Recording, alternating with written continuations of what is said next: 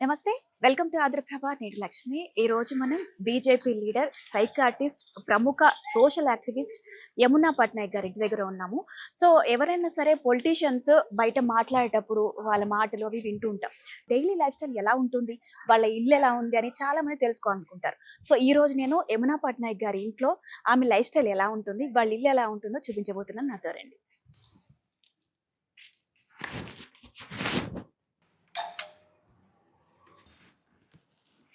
Hi madam, ఎలా ఉన్నారు? బాగున్నారా? నమస్కారం. Thank you. సో ఇంట్లోకి ఎంటర్ అవగానే మనకి ఇక్కడ చాలా పెద్ద రాధాకృష్ణుడి ఫోటో కనిపిస్తుంది. ఏంటి చెప్పాలి దీని గురించి మీరే యమున గారు. అంటే మీకు దేవుడు అంటే చాలా భక్తి ఎక్కువ అనుకుంటా. ఎందుకంటే ఓల్డ్ సిటీలో మీరు చేసిన చూపించిన ధైర్యం అయితే ఉంది. చాలా ఇప్పటివరకు చాలా ఆలయాలని మీరు వెలికి తీశారు. సో ఆ భక్తి భావంతోనే ఇలా ఇంట్లో కూడా ఇంత పెద్ద పోస్టర్ పెట్టుకున్నారా? అంటే తెలీదండి. కృష్ణుడు అనగానే ఆ ప్రేమతత్వం అనేది మనకు కనపడుతుంది. ప్రేమతత్వమే కాదు, మీరు ఒక్కసారి గనక స్వామివారి జన్మాన్ని ఒక్కసారి మీరు తీసుకుంటే, ఆయన పుట్టినప్పటి నుంచి ఆయన ప్రస్థానం అంతా కూడా అడుగడుగున ఆటంకాలే. అంటే శ్రీకృష్ణుడు అంటే చాలా మంది లైటర్ వేలో చూపిస్తూ ఉంటారు. అండ్ అఫ్ కోర్స్ భక్తి జ్ఞాన మార్గాన్ని కూడా బోధించారు అంటారు. కానీ మామూలుగా కూడా మీతో మాట్లాడితే అబ్బా కృష్ణుడు ఎప్పుడు కూడా అలా హాయిగా ఆనందంగా, మనం ఎప్పుడు చూసినా స్వామివారు ఎంతో ఒక చిరునవ్వుతోనే మనకు కనపడతారు కదా. అంటే కానీ మనం తెలుసుకోవాల్సిన లోతైన అర్థం ఏంటంటే, స్వామివారు జన్మించినప్పటి నుంచి వారు తర్వాత జీవిత ప్రస్థానంలో ఎదుర్కొన్నవి అనేక కష్టాలు. ఆయన పుట్టినప్పటి నుంచి ఆయన సొంత మేనమామ చంపేద్దాం అనుకున్నాడు కదా. అలా ఎంతమంది రాక్షసులు వచ్చారు, ఆయన మీద దాడి చేశారు ఆయన చిన్న పసికందుగా ఉన్నప్పటి నుంచి. అంటే స్వామివారు ఎక్కడా కూడా మీరు చూస్తూ ఉంటే ఒక చిరునవ్వు మాత్రమే ఉంటుంది. సో అలాంటి స్వామివారి జీవితం మనందరికీ ఆదర్శం అండి. ప్రెసెంట్ ఉన్న కాంటెక్స్ట్లో ఇది లేదు, అన్నీ ఉన్నా కూడా లేదంటే కూడా సంతృప్తి లేకుండా బతుకుతున్న మనం, స్వామివారు అంటే మనం అంటాం ఎన్ని కష్టాలు ఎన్ని నష్టాలు ఇన్నా మన లైఫ్ ఏంటి అని క్వశ్చన్ చేసుకుంటాం కదా. ఆ శ్రీకృష్ణ పరమాత్మని చూస్తే ఆయన ఎన్ని ఆటంకాలు ఎన్ని కష్ట నష్టాలు చూసినా ఒక చిరునవ్వు ఎప్పుడూ కూడా పోకుండా మన కర్మ సిద్ధాంతాన్ని బలపరుస్తూ మనం ఎలా బతకాలి, ఎంత ఉన్నతంగా బతకాలి. అందుకే ఆయనకి భగవద్గీత సారం ద్వారా మనకు అదే అర్థమవుతుంది. ఆ గీతా జ్ఞానం, ఆ జ్ఞాన సందేశం ద్వారా ఆయన మనందరికీ ఎన్నో, అంటే ఇప్పుడు నేను బీయింగ్ సైకాలజిస్ట్ ఆల్సో, నాకు ఒకసారి మీరు గీత చదివిన తర్వాత అంతకంటే బెస్ట్ మేనేజ్మెంట్ ప్రిన్సిపల్స్ కానీ, సైకలాజికల్ ప్రిన్సిపల్స్ కానీ, లైఫ్ స్టైల్ మేనేజ్మెంట్ కానీ, ఇవన్నిటికీ మించి ఒక ఉత్తమమైన మనిషిగా ఎలా బతకాలి అనేది ఆ సూత్రాలన్నీ కూడా మనకి స్వామివారి ప్రబోధించిన భగవద్గీతలో ఉంటుంది. సో అలాంటి ఆ తండ్రి ఇది చూడగానే నాకు బాగా నచ్చింది. సో ఐ థాట్ ఎప్పుడు అడుగు పెట్టినా ఆ స్వామిని అలా చూడాలి. ఇంటి నుంచి వెళ్ళేటప్పుడు కూడా నా ధర్మాన్ని నేను గుర్తుపెట్టుకొని స్వామి చెప్పిన అడుగు జాడలు నడవాలి. ఒక స్ఫూర్తిదాయకంగా ఉంటుంది, బాగుంటుంది, ఒక మంచి పాజిటివ్ ఎనర్జీ. సో అందుకే ఇంట్లోకి రాగానే ఫస్ట్ ఒక స్మైల్, స్వామి వెళ్ళేప్పుడు కూడా చూసుకుని అలా వెళ్ళొచ్చు. రాధమ్మ కృష్ణయ్య, ఆ ప్రేమ తత్వము, ఆ మానవత్వము, దానికి మించింది ఇంకేం లేదు. ఆ కృష్ణ తత్వాన్ని మనలో నింపుకొని ధర్మ మార్గంలో ధర్మాన్ని అనుసరిస్తూ మన నిత్య జీవన విధానంలో ఆయన చెప్పినవి మనం అనుసరిస్తే ఈ జీవితం ధన్యం. మనదే కాదు, మనం పుట్టినందుకు మన తెలుగు జాతికి, మన భారత జాతికి, మన దేశానికి, కుటుంబానికి కూడా ఆయన చెప్పిన మనం ప్రతి ఒక్కరూ వింటే చాలు, అన్నిటికీ పరిష్కారాలు దొరికినట్టే.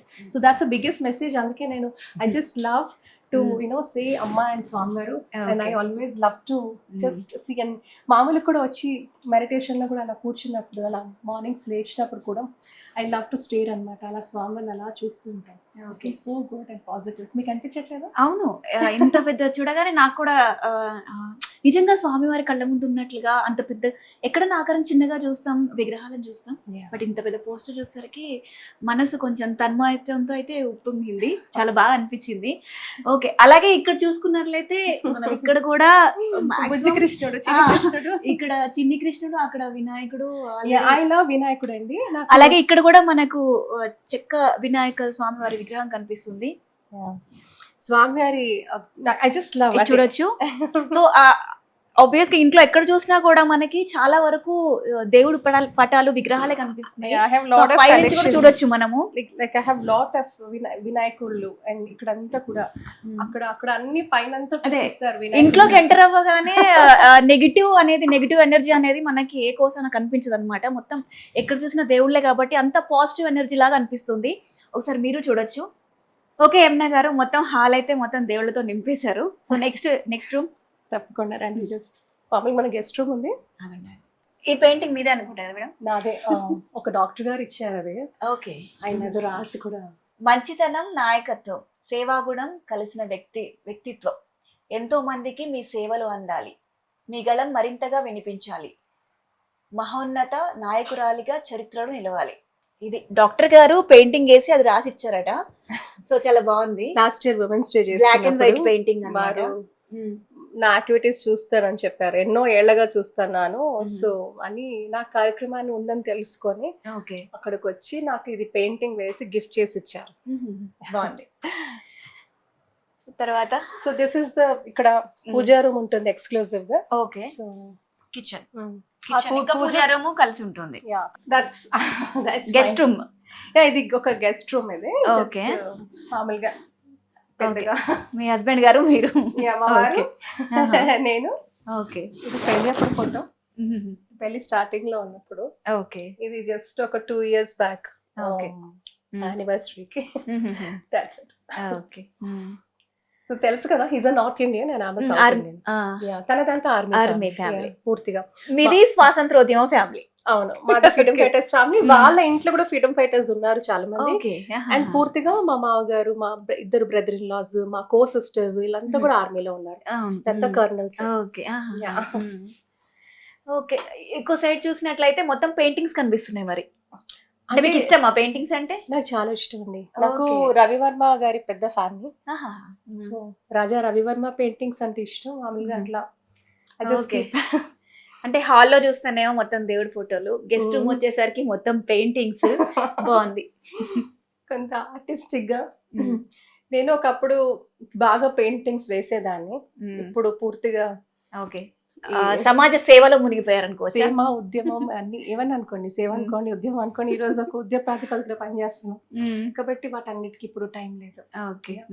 బట్ ఐ అప్రిషియేట్ నా కల్చర్. మీ సేవలు ప్రజలకు అంకితం చేస్తున్నారు, ఇంకంతే. పూర్తిగా అంతే. ఓకే. సో ఎక్కువ టైం ట్రావెలింగ్ లోనే ఉంటాను కాబట్టి, సో ఎక్కువ మిడిల్ ఈస్ట్ లో తర్వాత ఆల్ ఓవర్ ఇండియా బాగా ట్రావెల్ చేస్తూ ఉంటాను. సో ఇంట్లో ఉండే చాలా తక్కువ, చాలా చాలా తక్కువ ఇంట్లో.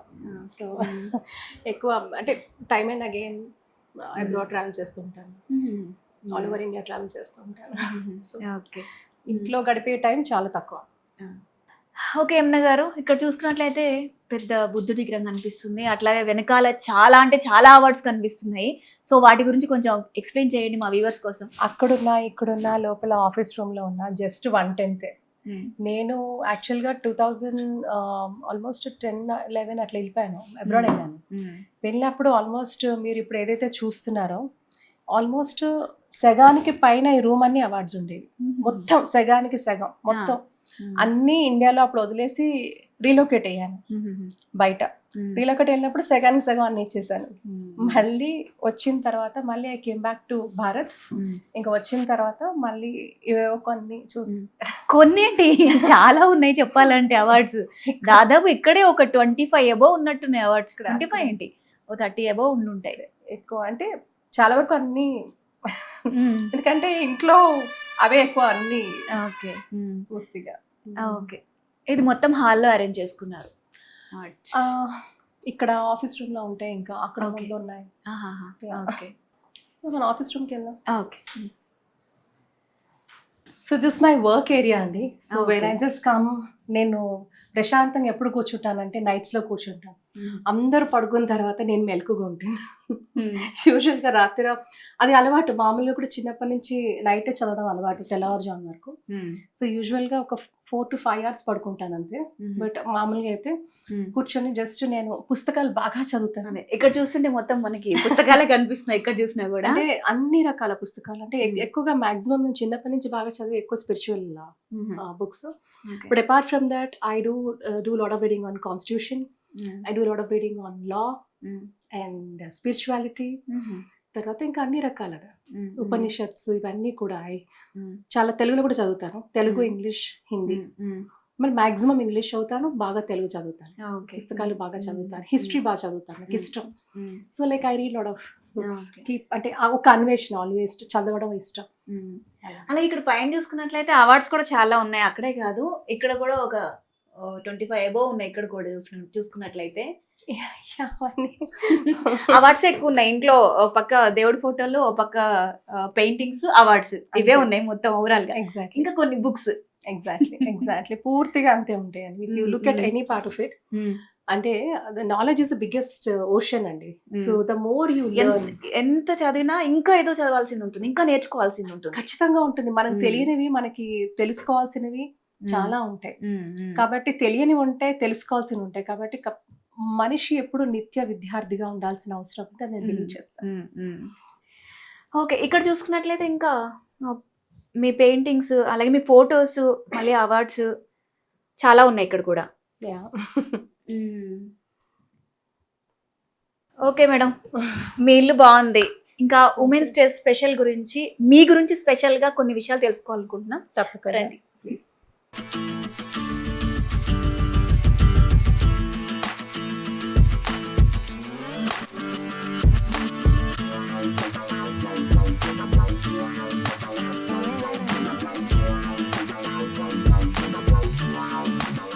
ఓకే యమున గారు, మొత్తం మీ ఇల్లు అయితే చూపించారు. సో ఇప్పుడు మీ గురించి, సోషల్ యాక్టివిస్ట్ గా మీ ప్రస్థానం ఎప్పుడు, ఎక్కడ స్టార్ట్ అయింది? ముందుగా నా ప్రస్థానం 19 yearsకి, when I was 19 years old, అప్పుడు మొదటిసారిగా అంటే ఒక ఫార్మల్ ఎంట్రీ అనుకోండి. అప్పుడు నేను మన భారతదేశాన్ని ఆస్ట్రేలియాలో అప్పుడు జరిగిన ఇంటర్నేషనల్ హ్యుమానిటేరియన్ లా సదస్సులో నేను రిప్రజెంట్ చేస్తూ పాల్గొనడం జరిగింది. దాదాపు 33 దేశాలు అక్కడికి వస్తే భారతదేశాన్ని నుంచి నేను రిప్రజెంట్ చేయడం జరిగింది. 19 years లోనే ఐ గాట్ సెలెక్టెడ్ యునానిమస్లీ. మొత్తం భారత్ నుంచి కాంపిటీషన్ లో ఆల్ ఓవర్ ఇండియా నుంచి నన్ను సెలెక్ట్ చేశారు. ఓకే, సో ఇయర్ అది 19 అంటే 2002. Okay, 2002 almost. ఓకే. సో అప్పుడు అలా జరిగింది. అండ్ అది కూడా ఏంటంటే అప్పుడు కూడా మీరు చూసారా, అమెరికా మీద అప్పుడు జరిగిన దాడి, ఆ టైంలోనే ఎగ్జాక్ట్గా 1 year అవుతున్నప్పుడు జరుగుతున్నప్పుడు దాని నుంచి వరల్డ్ పీస్ మీద, తర్వాత ఉగ్రవాద నిర్మూలన మీద, అలాగే హ్యుమానిటేరియన్ లా, సివిలియన్ రైట్స్ ఏంటి, ఈ వార్ కాన్ఫ్లిక్ట్ ఏరియాస్ లో ఉన్నప్పుడు అక్కడ ఉండే వాళ్ళు సివిలియన్స్ ఎలా ఎఫెక్ట్ అవుతారు, తర్వాత ఈ కాన్ఫ్లిక్ట్ ఏరియాస్ లో ఉన్న పిల్లలు ఎలా పెరుగుతారు, ఆ ఫ్యామిలీస్ ఎలాంటి ప్రభావం ఉంటుంది, దీని మీద ఎక్స్టెన్సివ్ గా ట్రైనింగ్ ఇచ్చారు మాకు, మాడ్యూల్స్ అన్ని కూడా.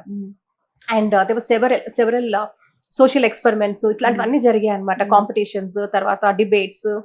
సో వెరీ వెరీ ఫార్చునేట్లీ ఏంటంటే 33 దేశాలు వస్తే నేను ఒక్కదాన్ని యంగెస్ట్ పార్టిసిపెంట్ అక్కడ వెళ్ళడంలో. సో ఆల్మోస్ట్ ప్రతి దగ్గర కూడా ఏ కాంపిటీషన్ ఉన్నా, ఎటువంటి ఇది ఉన్నా కూడా భారత్ నంబర్ 1 గా నిలిచింది. సో అది నా సుకృతంగా భావిస్తాను. ఎందుకంటే అంతమంది నాకంటే పెద్దవాళ్ళు చాలా మంది ఉన్నప్పటికీ కూడా ఒక కాన్ఫిడెన్స్, మనం ఎక్కడికి వెళ్ళినా మన దేశాన్ని మంచి పేరు తీసుకురావాలి. ఇప్పుడు ఎలా అంటే మన పేరెంట్స్కి మనం ఎప్పుడు మంచి పేరు తీసుకురావాలనుకుంటాం కదా, అలాగా మన కన్న తల్లిదండ్రులకు, మన కన్న దేశానికి ఎప్పుడు కూడా వన్నె తెచ్చే పనులే మనం చెయ్యాలి అని చిన్నప్పటి నుంచి అలాగే ఆ దేశభక్తి అనేది నూరి పోసారు చిన్నప్పటి నుంచి. సో ఆ యాటిట్యూడే ఉంది కాబట్టి ఎక్కడికి వెళ్ళినా కూడా మన దేశమే కనపడుతూ ఉంటుంది అన్నమాట, మన తిరంగా, మన జెండా, మనం. సో అట్లా అక్కడ ఆస్ట్రేలియాలో కూడా చాలా మంచి పేరు వచ్చింది. అండ్ చాలా మంచి, నేను వెళ్ళేటప్పుడు ఒక సూట్ కేసుతో వెళ్ళాను, అక్కడి నుంచి వచ్చేటప్పుడు ఒక 2-3 సూట్ కేసులు యాడ్ అయినాయి. అంటే అంత ఆస్ట్రేలియన్స్ వెళ్తే నాకు మనం ఇప్పుడు ఇంత పెద్ద హాల్లో ఎంత లెంత్ చూస్తున్నారు కదా, ఆ సైజ్ వాళ్ళ జెండా ఇచ్చారు నాకు, ఆస్ట్రేలియన్ జెండా ఇచ్చినప్పుడు వాళ్ళు అన్న మాట ఏంటంటే, మేము మా దేశం జెండా ఎవరికి పడితే వాళ్ళకి ఇవ్వము, అలా అందరికి ఇవ్వము, యూ రియలీ మేడ్, అంటే మీ వల్ల నిజంగా మాకు కూడా స్ఫూర్తి కలిగింది, నిన్ను కన్న దేశం ధన్యురాలు అని అక్కడున్న అఫీషియల్స్ అందరూ కూడా అక్కడ మాట్లాడడం, అక్కడ అనడము అనేది it was the biggest pride moment for me in my life. So ఆ దేశపు జెండా నాకు వాళ్ళు ఇవ్వడం అనేది ఇట్స్ అ బిగ్ థింగ్. అంటే అన్నిటికంటే పవర్ఫుల్ గిఫ్ట్ అదే నాకు అక్కడ, అది బ్లెస్సింగ్ గా నేను తీసుకున్నాను. ఆ వయసులో ఆ ఏజ్ లో మీరు అంత దూరం వెళ్ళి అంత అచీవ్ చేశారంటే అసలు ఇండియాకి చాలా గ్రేట్. కన్నీళ్లు పెట్టుకొని వాళ్ళు లేరు ఆనంద బాష్పాలతో, అంటే నేను వెళ్ళిపోతున్నాను అక్కడి నుంచి అని. సో ఆ కొద్ది టైంలో అంత ఒక బాండ్ అనమాట. అండ్ ఆ రోజుల్లోనే ప్రపంచ శాంతి మీద ఎందుకు అప్పుడు కూడా మనకి ఇప్పుడు కాన్ఫ్లిక్ట్ ఉన్న కంట్రీస్ చాలా వచ్చాయి అక్కడికి వాళ్ళ రిప్రజెంటేషన్. సో ఒక అన్వేషణ ఎందుకు మనుషులు, నేను ఒక మాట అడిగాను వాళ్ళని, ఇప్పుడు ప్రపంచంలో అనేక జంతువులు ఉన్నాయి, పక్షులు ఉన్నాయి, జీవకోటి రాసులు ఉన్నాయి, అన్నిటికంటే ద ఇంటెలిజెంట్ స్పీషీస్ ఏది అంటే మనుషులే అని చెప్పుకుంటాం. అది ఉత్తమమైన జన్మ మానవ జన్మ అంటాం. అన్నిటికంటే ఇప్పుడు మిగతా సకల కోట జీవరాశుల కంటే కూడా మనిషి ఒక ఉత్తముడు అని చెప్పుకునే మనము ఇన్ని తారతమ్యాలేంటి, ఎందుకు ఈ సరిహద్దులు, హద్దులు, కులం, మతం, జాతి, భాష, రేస్, దేశాలు అని ఎందుకు ఇటువంటి వాటితో మనుషులు మగ్గిపోతున్నారు, కొట్టుకుంటున్నారు, చనిపోతున్నారు? అల్టిమేట్ గా ఏంటి, శ్మశానం క్రియేట్ చేస్తున్నారు వీళ్ళు. భగవంతుడు అద్భుతమైన ఒక సృష్టిని క్రియేట్ చేసి మీరు వెళ్ళి అతిథులుగా వెళ్ళండి, మీ జీవితాన్ని ఆస్వాదించండి, జీవిత మాధుర్యాన్ని తెలుసుకోండి అని భగవంతుడు పంపిస్తే దాన్ని మర్చిపోయి నువ్వా నేనా, కులం పేరుతో, మతం పేరుతో, భాష పేరుతో, ప్రాంతం పేరుతో, దేశాల పేరుతో, ఆధిపత్య పోరుతోనే ఈరోజు జరుగుతుంది. ఈ రోజు మనం చూస్తుంది అదే, ఇది పూర్తిగా ఆధిపత్య పోరే, నువ్వా నేనా. కానీ ఇంకా చూస్తారా, ఇంకా ఏ జంతువులు కూడా అలా చెయ్యవు, పక్షులు చెయ్యవు. అన్ని ఉన్న తెలివైన మనిషి మాత్రమే పక్కవాడిని బాధ పెట్టాలి, పక్కవాడి వినాశనాన్ని కోరుతోంది మనిషి మాత్రమే. సో అలాంటప్పుడు ఈ తెలివి దేనికి అని అంటాను. సో ఇటువంటి అన్ని క్వశ్చన్స్ నేను పెరుగుతున్న వయసులోనే అలాంటి ఎక్స్పోజర్ కూడా నాకు భగవంతుడి అనుగ్రహం వల్ల రావడం.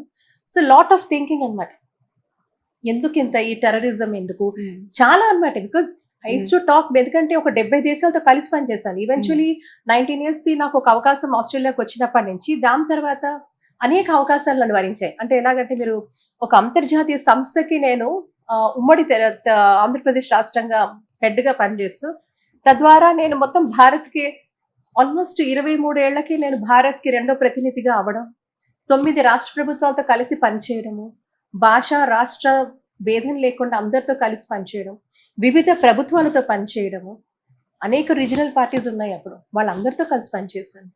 సో యువత ఉపాధి అవకాశాల మీద ప్రధానంగా ఫోకస్ పెట్టాను 5 రంగాలలో. సో అట్లాగా దాంతో పనిచేయడం, ప్రభుత్వాలతో పనిచేయడము, నా సలహాలు కూడా వాళ్ళు ఆహ్వానించారు. అది నిజంగా I'm so grateful to they. ఇప్పుడు అంతమంది బ్యూరోక్రాట్స్, ఎవరో చిన్నమ్మాయి వచ్చింది కదా మనం ఎందుకు, అసలు అలాంటి ఆస్పెక్టే లేదు. సో నన్నైతే నాగాలాండ్ లో అప్పుడు చీఫ్ సెక్రటరీ గారు ఉండేవారు, లలుమా గారు, అయితే అనేవారు, నువ్వు ఒక ఎన్సైక్లోపీడియా, ఏది అడిగినా ఆన్సర్ చేసేస్తాం, ఏది చెప్పినా దానికి సొల్యూషన్ చెప్పేస్తాం. అండ్ ఇంకొకటి ఏంటంటే, భయం ఉండేది కాదు. నేను ఎవరన్నా ప్రభుత్వాలతో కూడా ఆ చనువు నాకు, ఎందుకంటేనండి 19 years నుంచి స్టార్ట్ అయినప్పుడు ఇక్కడ యువజన శాఖతో కలిసి పనిచేస్తాను. మనకి అప్పట్లో ఉమ్మడి రాష్ట్రంలో యువజన శాఖ, యూత్ సర్వీసెస్, అప్పుడు ఉన్న బ్యూరోక్రాట్స్ చాలా సపోర్టివ్గా ఉండేవారు. అప్పుడు కమల్ వర్ధన్ రావు గారు ఉండేవారు కమిషనర్గా. ఆయన నన్ను లిటరల్గా సొంత అమ్మాయిలాగా చూసుకునేవారు. ఎంత బాగా నర్చర్ చేసేవారు అంటే, అప్పట్లో IAS ఆఫీసర్స్ ఎంత అంటే ప్రతిదీ కూడా ఒక నేర్పించేవాళ్ళు. సో మనం ఏదైనా వెళ్ళినా తెలియకపోయినా, అలా కాదమ్మా, ఇలా అమ్మా అని ఎంత చెప్పడము. I learn so much. నా జీవితంలో ఆ 19 years నా ప్రస్థానం స్టార్ట్ అయినప్పటి నుంచి అనేక మంది బ్యూరోక్రాట్స్ మన రాష్ట్రంలో, పక్క రాష్ట్రాల్లో, ఢిల్లీలో, అలా అంతమంది వాళ్ళతో, విఘ్నులతో, వాళ్ళతో కూర్చొని వాళ్ళని నేరుగా ప్రశ్నించడం, ఈ వ్యవస్థ ఎందుకు ఇలా ఉంది, ఇది ఎందుకు ఇలా ఉంది, దీనికి ఏంటి అని ఎడాపెడా క్వశ్చన్స్ అడగడమే అనమాట, క్వశ్చన్ బ్యాంక్ లాగా. సో వాళ్ళు కూడా నాలో ఉన్న జీల్ ని గుర్తించి, the always use to bless me, నువ్వు ఎప్పటికైనా నువ్వు మంచి స్థాయికి వెళ్తావు, భారత్కి నువ్వు కావాలి అని కూడా చాలా మంది సీనియర్ బ్యూరోక్రాట్స్ కూడా నన్ను ఆశీర్వదించడం. I mean that's amazing. ఎందుకంటే నేను ఎన్ఎస్ఎస్ లో కూడా ఉండేదాన్ని. నేషనల్ మన సర్వీస్ స్కీమ్ ఉంది చూసారా కాలేజ్ లో. సో హైయెస్ట్ పాయింట్స్ నాకు ఉస్మానియా యూనివర్సిటీ నుంచి. సో అట్లాగా రాష్ట్రాన్ని, దేశాన్ని జాతీయ స్థాయిలో, రాష్ట్ర స్థాయిలో, అంతర్జాతీయ స్థాయిలో నేను రిప్రజెంట్ చేసే అవకాశం నాకు భగవంతుడు ఇచ్చాడు. సో అలాగా యూత్ ఫెస్టివల్స్ అనియండి, ఒక్కటేంటి ఏది ఉన్నా కూడా ఉస్మానియా యూనివర్సిటీ నుంచి అది అమ్మాయి పిలవండి అయ్యా. నేను done my graduation from Saint Francis. So నా కాలేజ్ కూడా చాలా సపోర్టివ్ ఉండేది. సో అక్కడ కాలేజ్ లో సిస్టర్స్ అందరూ నన్ను ఎంత సపోర్ట్ చేసేవారంటే, చక్కటి మంచి పేరు తెస్తుంది కాలేజ్కి అని. నాకు best out going student award కూడా నాకు సెయింట్ ఫ్రాన్సిస్ లో ఉండింది, నాకు వచ్చింది. So I was very happy and always grateful to my teachers. నా స్కూల్ కీస్ లో, నా స్కూలింగ్ అంతా కీస్ లో, నా ఇంటర్మీడియట్ సెయింట్ ఫ్రాన్సిస్ మెహదీపట్నం, నా సెంట్ ఆన్స్ లో చేశాను ఇంటర్మీడియట్. సెయింట్ ఫ్రాన్సిస్ లో వచ్చేసి నా గ్రాడ్యుయేషన్, ఉస్మానియా యూనివర్సిటీలో నా post graduation. So research scholar గా కూడా ఇప్పుడు నన్ను ఏఈలో పిలిచి ఇచ్చినారు అప్పుడు. సో ఇట్లా నడుస్తుంది అంతా. Also eventually I was a topper in my university, medical and psychiatric లో. అట్లా వెనక్కి తిరిగి చూసుకోకుండా ఒకటొకటి అనేక దేశాలు రిప్రజెంట్ చేయడము. లైక్ యూనివర్సిటీ ఆఫ్ గోరీలో నేను అండర్ గ్రాడ్ గా ఉన్నప్పుడు, అండర్ గ్రాడ్యుయేషన్ చేస్తున్నప్పుడు నన్ను పిలిచారండి. సో అందరూ అనుకున్నారు మీరు డాక్టరా మీరు అని. కాదండి, నేను చాలా కొంత సిగ్గుపడ్డాను అక్కడ ఎయిర్పోర్ట్ లో. ఎందుకంటే నా ఇన్విటేషన్ లిస్ట్ మీరు చూస్తే నేను డాక్టర్స్ కౌన్సిల్ కి అక్కడ నేను ప్రెజెంటేషన్ ఇస్తున్నాను, అక్కడ యూత్ పార్లమెంట్ వాళ్ళకి ప్రెజెంటేషన్ ఇస్తున్నాను, యూనివర్సిటీ ఆఫ్ గోరీ వాళ్ళకి ప్రెజెంటేషన్ ఇస్తున్నాను. సో అక్కడ ఎయిర్పోర్ట్ లో నన్ను మీరు ఏంటి అని అడిగితే నేను ఐ వాజ్ లైక్ సో సిగ్గుపడ్డానంటే ఏం చెప్పాలి అని. So but I said I am under graduate from my college, I got this letters అని పోయి. ఈ సెడ్ మీరేనా ఇవన్నీ చెప్తుంది అక్కడ అని. సో వాళ్ళ ఆఫీసర్స్, ఇది మీరేనా ఇవన్నీ మీరు చేస్తుంది అంటే, అది నేనే అని చెప్పాను. So that was an exposure. అంటే I thank my teachers also, all my gurus. ఎక్కువ టైం వాళ్ళతో స్పెండ్ చేయడం, అంటే నా టీచర్స్, నా మెంటార్స్. అండ్ చిన్నప్పటి నుంచి స్వామి వివేకానంద ఆయన రాసిన ప్రతి పుస్తకం చదివాను, ప్రతిది. And he was really role model నాకైతే. Swami Vivekananda preachings, teachings. మరి స్వామీజీ ఉండేవారు అక్కడ, శ్రీకాంతానంద, పరమహంస, వీళ్ళంతా ఉండేవాళ్ళు. వెళ్ళేదాన్ని, ఎక్కువ టైం రామకృష్ణ మఠలో స్పెండ్ చేసేదాన్ని. సో చాలా వరకు నాకంటే 30-40 ఏళ్ళు ఎక్కువ ఉన్న వాళ్ళు, ఆ గురువుల దగ్గర కూడా వెళ్ళి నేను వాళ్ళతో ఇంటరాక్ట్ అవ్వడం, ప్రాబబ్లీ దాట్ ఈస్ ఒక అన్వేషణ, నాలో ఒక జిజ్ఞాస. అన్నిటిని క్వశ్చన్ చేయడం. ఎప్పుడు నన్ను అదే అనేవారు, ఎప్పుడు క్వశ్చన్ చేస్తుంది. క్వశ్చన్ చేసేదాన్ని, ఏమైనా తేడా వస్తే నిలదీసేదాన్ని. వాళ్ళు ఎవ్వరు అని కూడా ఆలోచించేదాన్ని కాదు. So even when I was in university, ఉస్మానియాలో నేను చాలా క్వశ్చన్ చేశాను, చాలా వాటి. ఓకే, రైట్ యమున గారు. అలాగే మీరు ఒక సోషల్ యాక్టివిస్ట్ కాబట్టి మీ లైఫ్ లో మీరు చేసిన సేవా కార్యక్రమాల్లో మీకు బాగా గుర్తుండిపోయేది అన్న సందర్భం ఉందా? గుర్తుండిపోయేవంటే అంటే ఒక్కొక్క ఆస్పెక్ట్ కి ఒక్కొక్క ఇది ఉంటుందండి. ఇప్పుడు మనం ఒకటి బాగా మనసుకు హత్తుకునేది అంటే మీరు చేసింది సాటిస్ఫాక్షన్ ఫుల్ గా, ఒక సోషల్ యాక్టివిస్ట్ గా, అమ్మయ్య ఇది చేశాను నేను, చాలా హ్యాపీగా ఉంది అని ఎప్పుడు అనిపించింది? చాలా విషయాలు అనిపించింది. ప్రధానంగా లాస్ట్ టర్మ్ లో ఏంటంటే, ఒక 9 ఏళ్ల పాప రేప్ పోయినప్పుడు హనుమకొండలో. సో అప్పుడు నేను ఒక నిర్జల నిరాహార దీక్ష, అప్పుడు ఉన్న ఎక్స్ సీఎం కేసీఆర్ గారి ప్రగతి భవన్కి వస్తానని, మరి డైరెక్ట్ వెళ్ళి కలిసారట మీరు? ఎగ్జాక్ట్లీ, వెళ్ళి కలవడం అంటే నన్ను కలవలేదు వారు, నేను వెళ్తే అక్కడ వాళ్ళు నన్ను అడ్డుకోవడం జరిగింది. Taken to police station. దాని తర్వాత చాలా మంది డైరెక్ట్ కలవడానికి వెళ్ళిపోయారు. ఇంకా అంటే నేను క్వశ్చన్ చెప్పాను కదా మీకు, నాకు ముందు నుంచి ప్రశ్నించాలి, తెలుసుకోవాలి అని, అలాగా. సో బట్ దాని తర్వాత నన్ను తీసుకెళ్ళడం జరిగింది. ఎక్కువసేపు ఉంచలేదు. మళ్ళీ నేనైతే నా పట్టుదల వదలలేదు. ఎందుకంటే నేను నిజంగానే ఒక 9 నెలల పాలు తాగే పాపని రేప్ చేయడం ఏంటి, ఇంతకంటే దుర్మార్గం ఉంటుందా? సో దాని మీద ఒక నిర్జల నిరాహార దీక్ష చేసినప్పుడు I continued for literally 48 hours. So that was the first time నేను, ఎందుకంటే మామూలుగా దీక్ష చేయడం వేరు, వాటర్ లేకుండా ఉండడం వేరు. అప్పుడు చాలా సఫర్ కూడా అయ్యాను ఆ టైంలో, కానీ వదలలేదు. నాకు అడ్రస్ కూడా తెలీదు. నేను డైరెక్ట్ గా మళ్ళీ నేను ఏదన్నా ఎందులోనే వెళ్తే నన్ను మళ్ళీ అడ్డుకుంటారు అని పోలీసు వాళ్ళు, నేను లిటరల్ గా బస్ ఎక్కి వెళ్ళి వాళ్ళ ఊరు వెళ్ళి కనుక్కొని అక్కడ కూర్చొని నాతో పాటు నేను ఎవరిని తీసుకెళ్ళాను. నేను వెళ్ళాను, ఒకదాన్నే వెళ్ళాను, కూర్చున్నాను. సో అందరూ తర్వాత అడిగి ఏంటి నీ ధైర్యం, రేపు పొద్దున్న ఏమన్నా అయితే అంటే ఎందుకు అవుతుంది, ఎందుకు అవుతుంది ఇది? When you are like committed, ఆ పాప నా పాప అయితే ఆ ఫీలింగ్ ఎలా ఉంటుంది?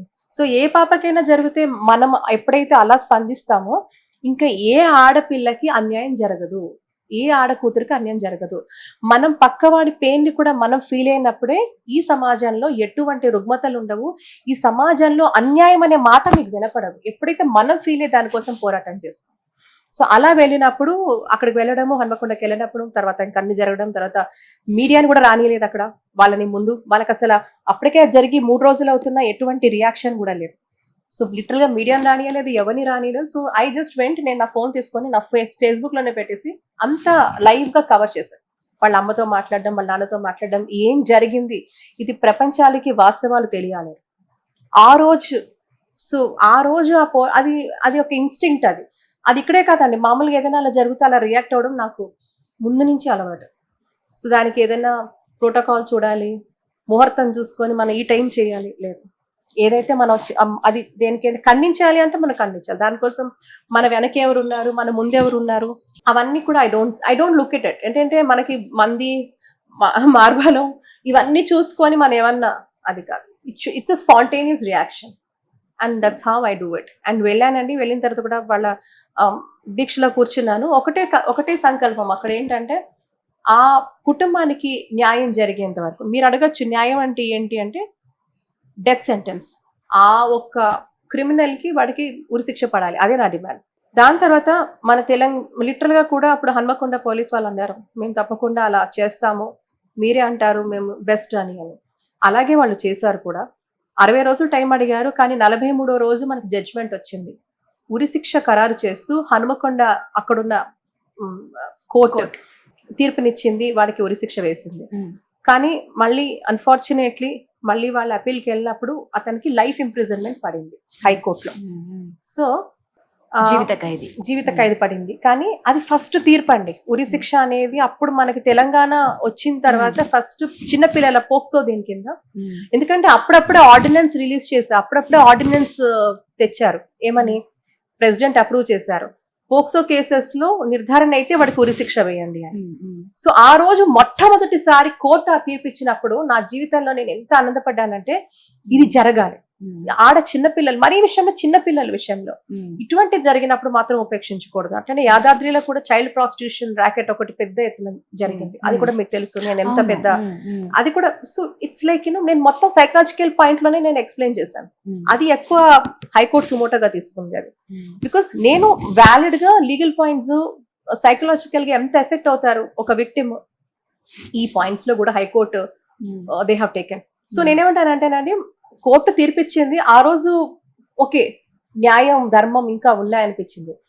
కానీ ఆ రోజు ఒక సెన్స్ ఆఫ్ ఓకే వాడికి ఉరిశిక్ష పడిందని అనిపించినా కూడా అది అమలు జరగలేకపోవడంతో నాకు బాధ కలిగింది. సో ఐ థింక్ ప్రాబబ్లీ ఆ స్టెప్ ఇంకొంచెం తీవ్రంగా కూడా ముందుకెళ్లే అవకాశం ఉంది. సో డెఫినెట్ గా పోక్సో కేసెస్ ఖచ్చితంగా నేను ఈ రోజు మన ఆంధ్రప్రభ ఛానల్ మాధ్యమంగా, ఈ రోజు మీరు ఉమెన్స్ డే అంటున్నారు, ఆడపిల్లల రక్షణ సంరక్షణ ప్రతి ఒక్కరి బాధ్యత, కేవలం ఆడవాళ్ళదే కాదు మగవాళ్ళది కూడా. ఎందుకంటే ప్రతి మగవాడికి కూడా తన జీవితంలో అక్క, చెల్లి, తల్లి, భార్య, కూతురు, స్నేహితురాలుగా ఆడవాళ్ళు అనేక పాత్రలు పోషిస్తారు.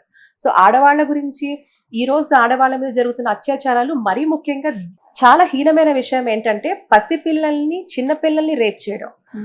మీరు చూస్తే గత 10 సంవత్సరాలలో తెలంగాణలో తీసుకుంటే 3 ఏళ్లలో 4 ఏళ్ళు 6 ఏళ్ళు 7 ఏళ్ల పిల్లల్ని రేప్ చేయడం, 9 నెలల పిల్లలు కూడా రేప్ చేయడం మనం చూస్తాను.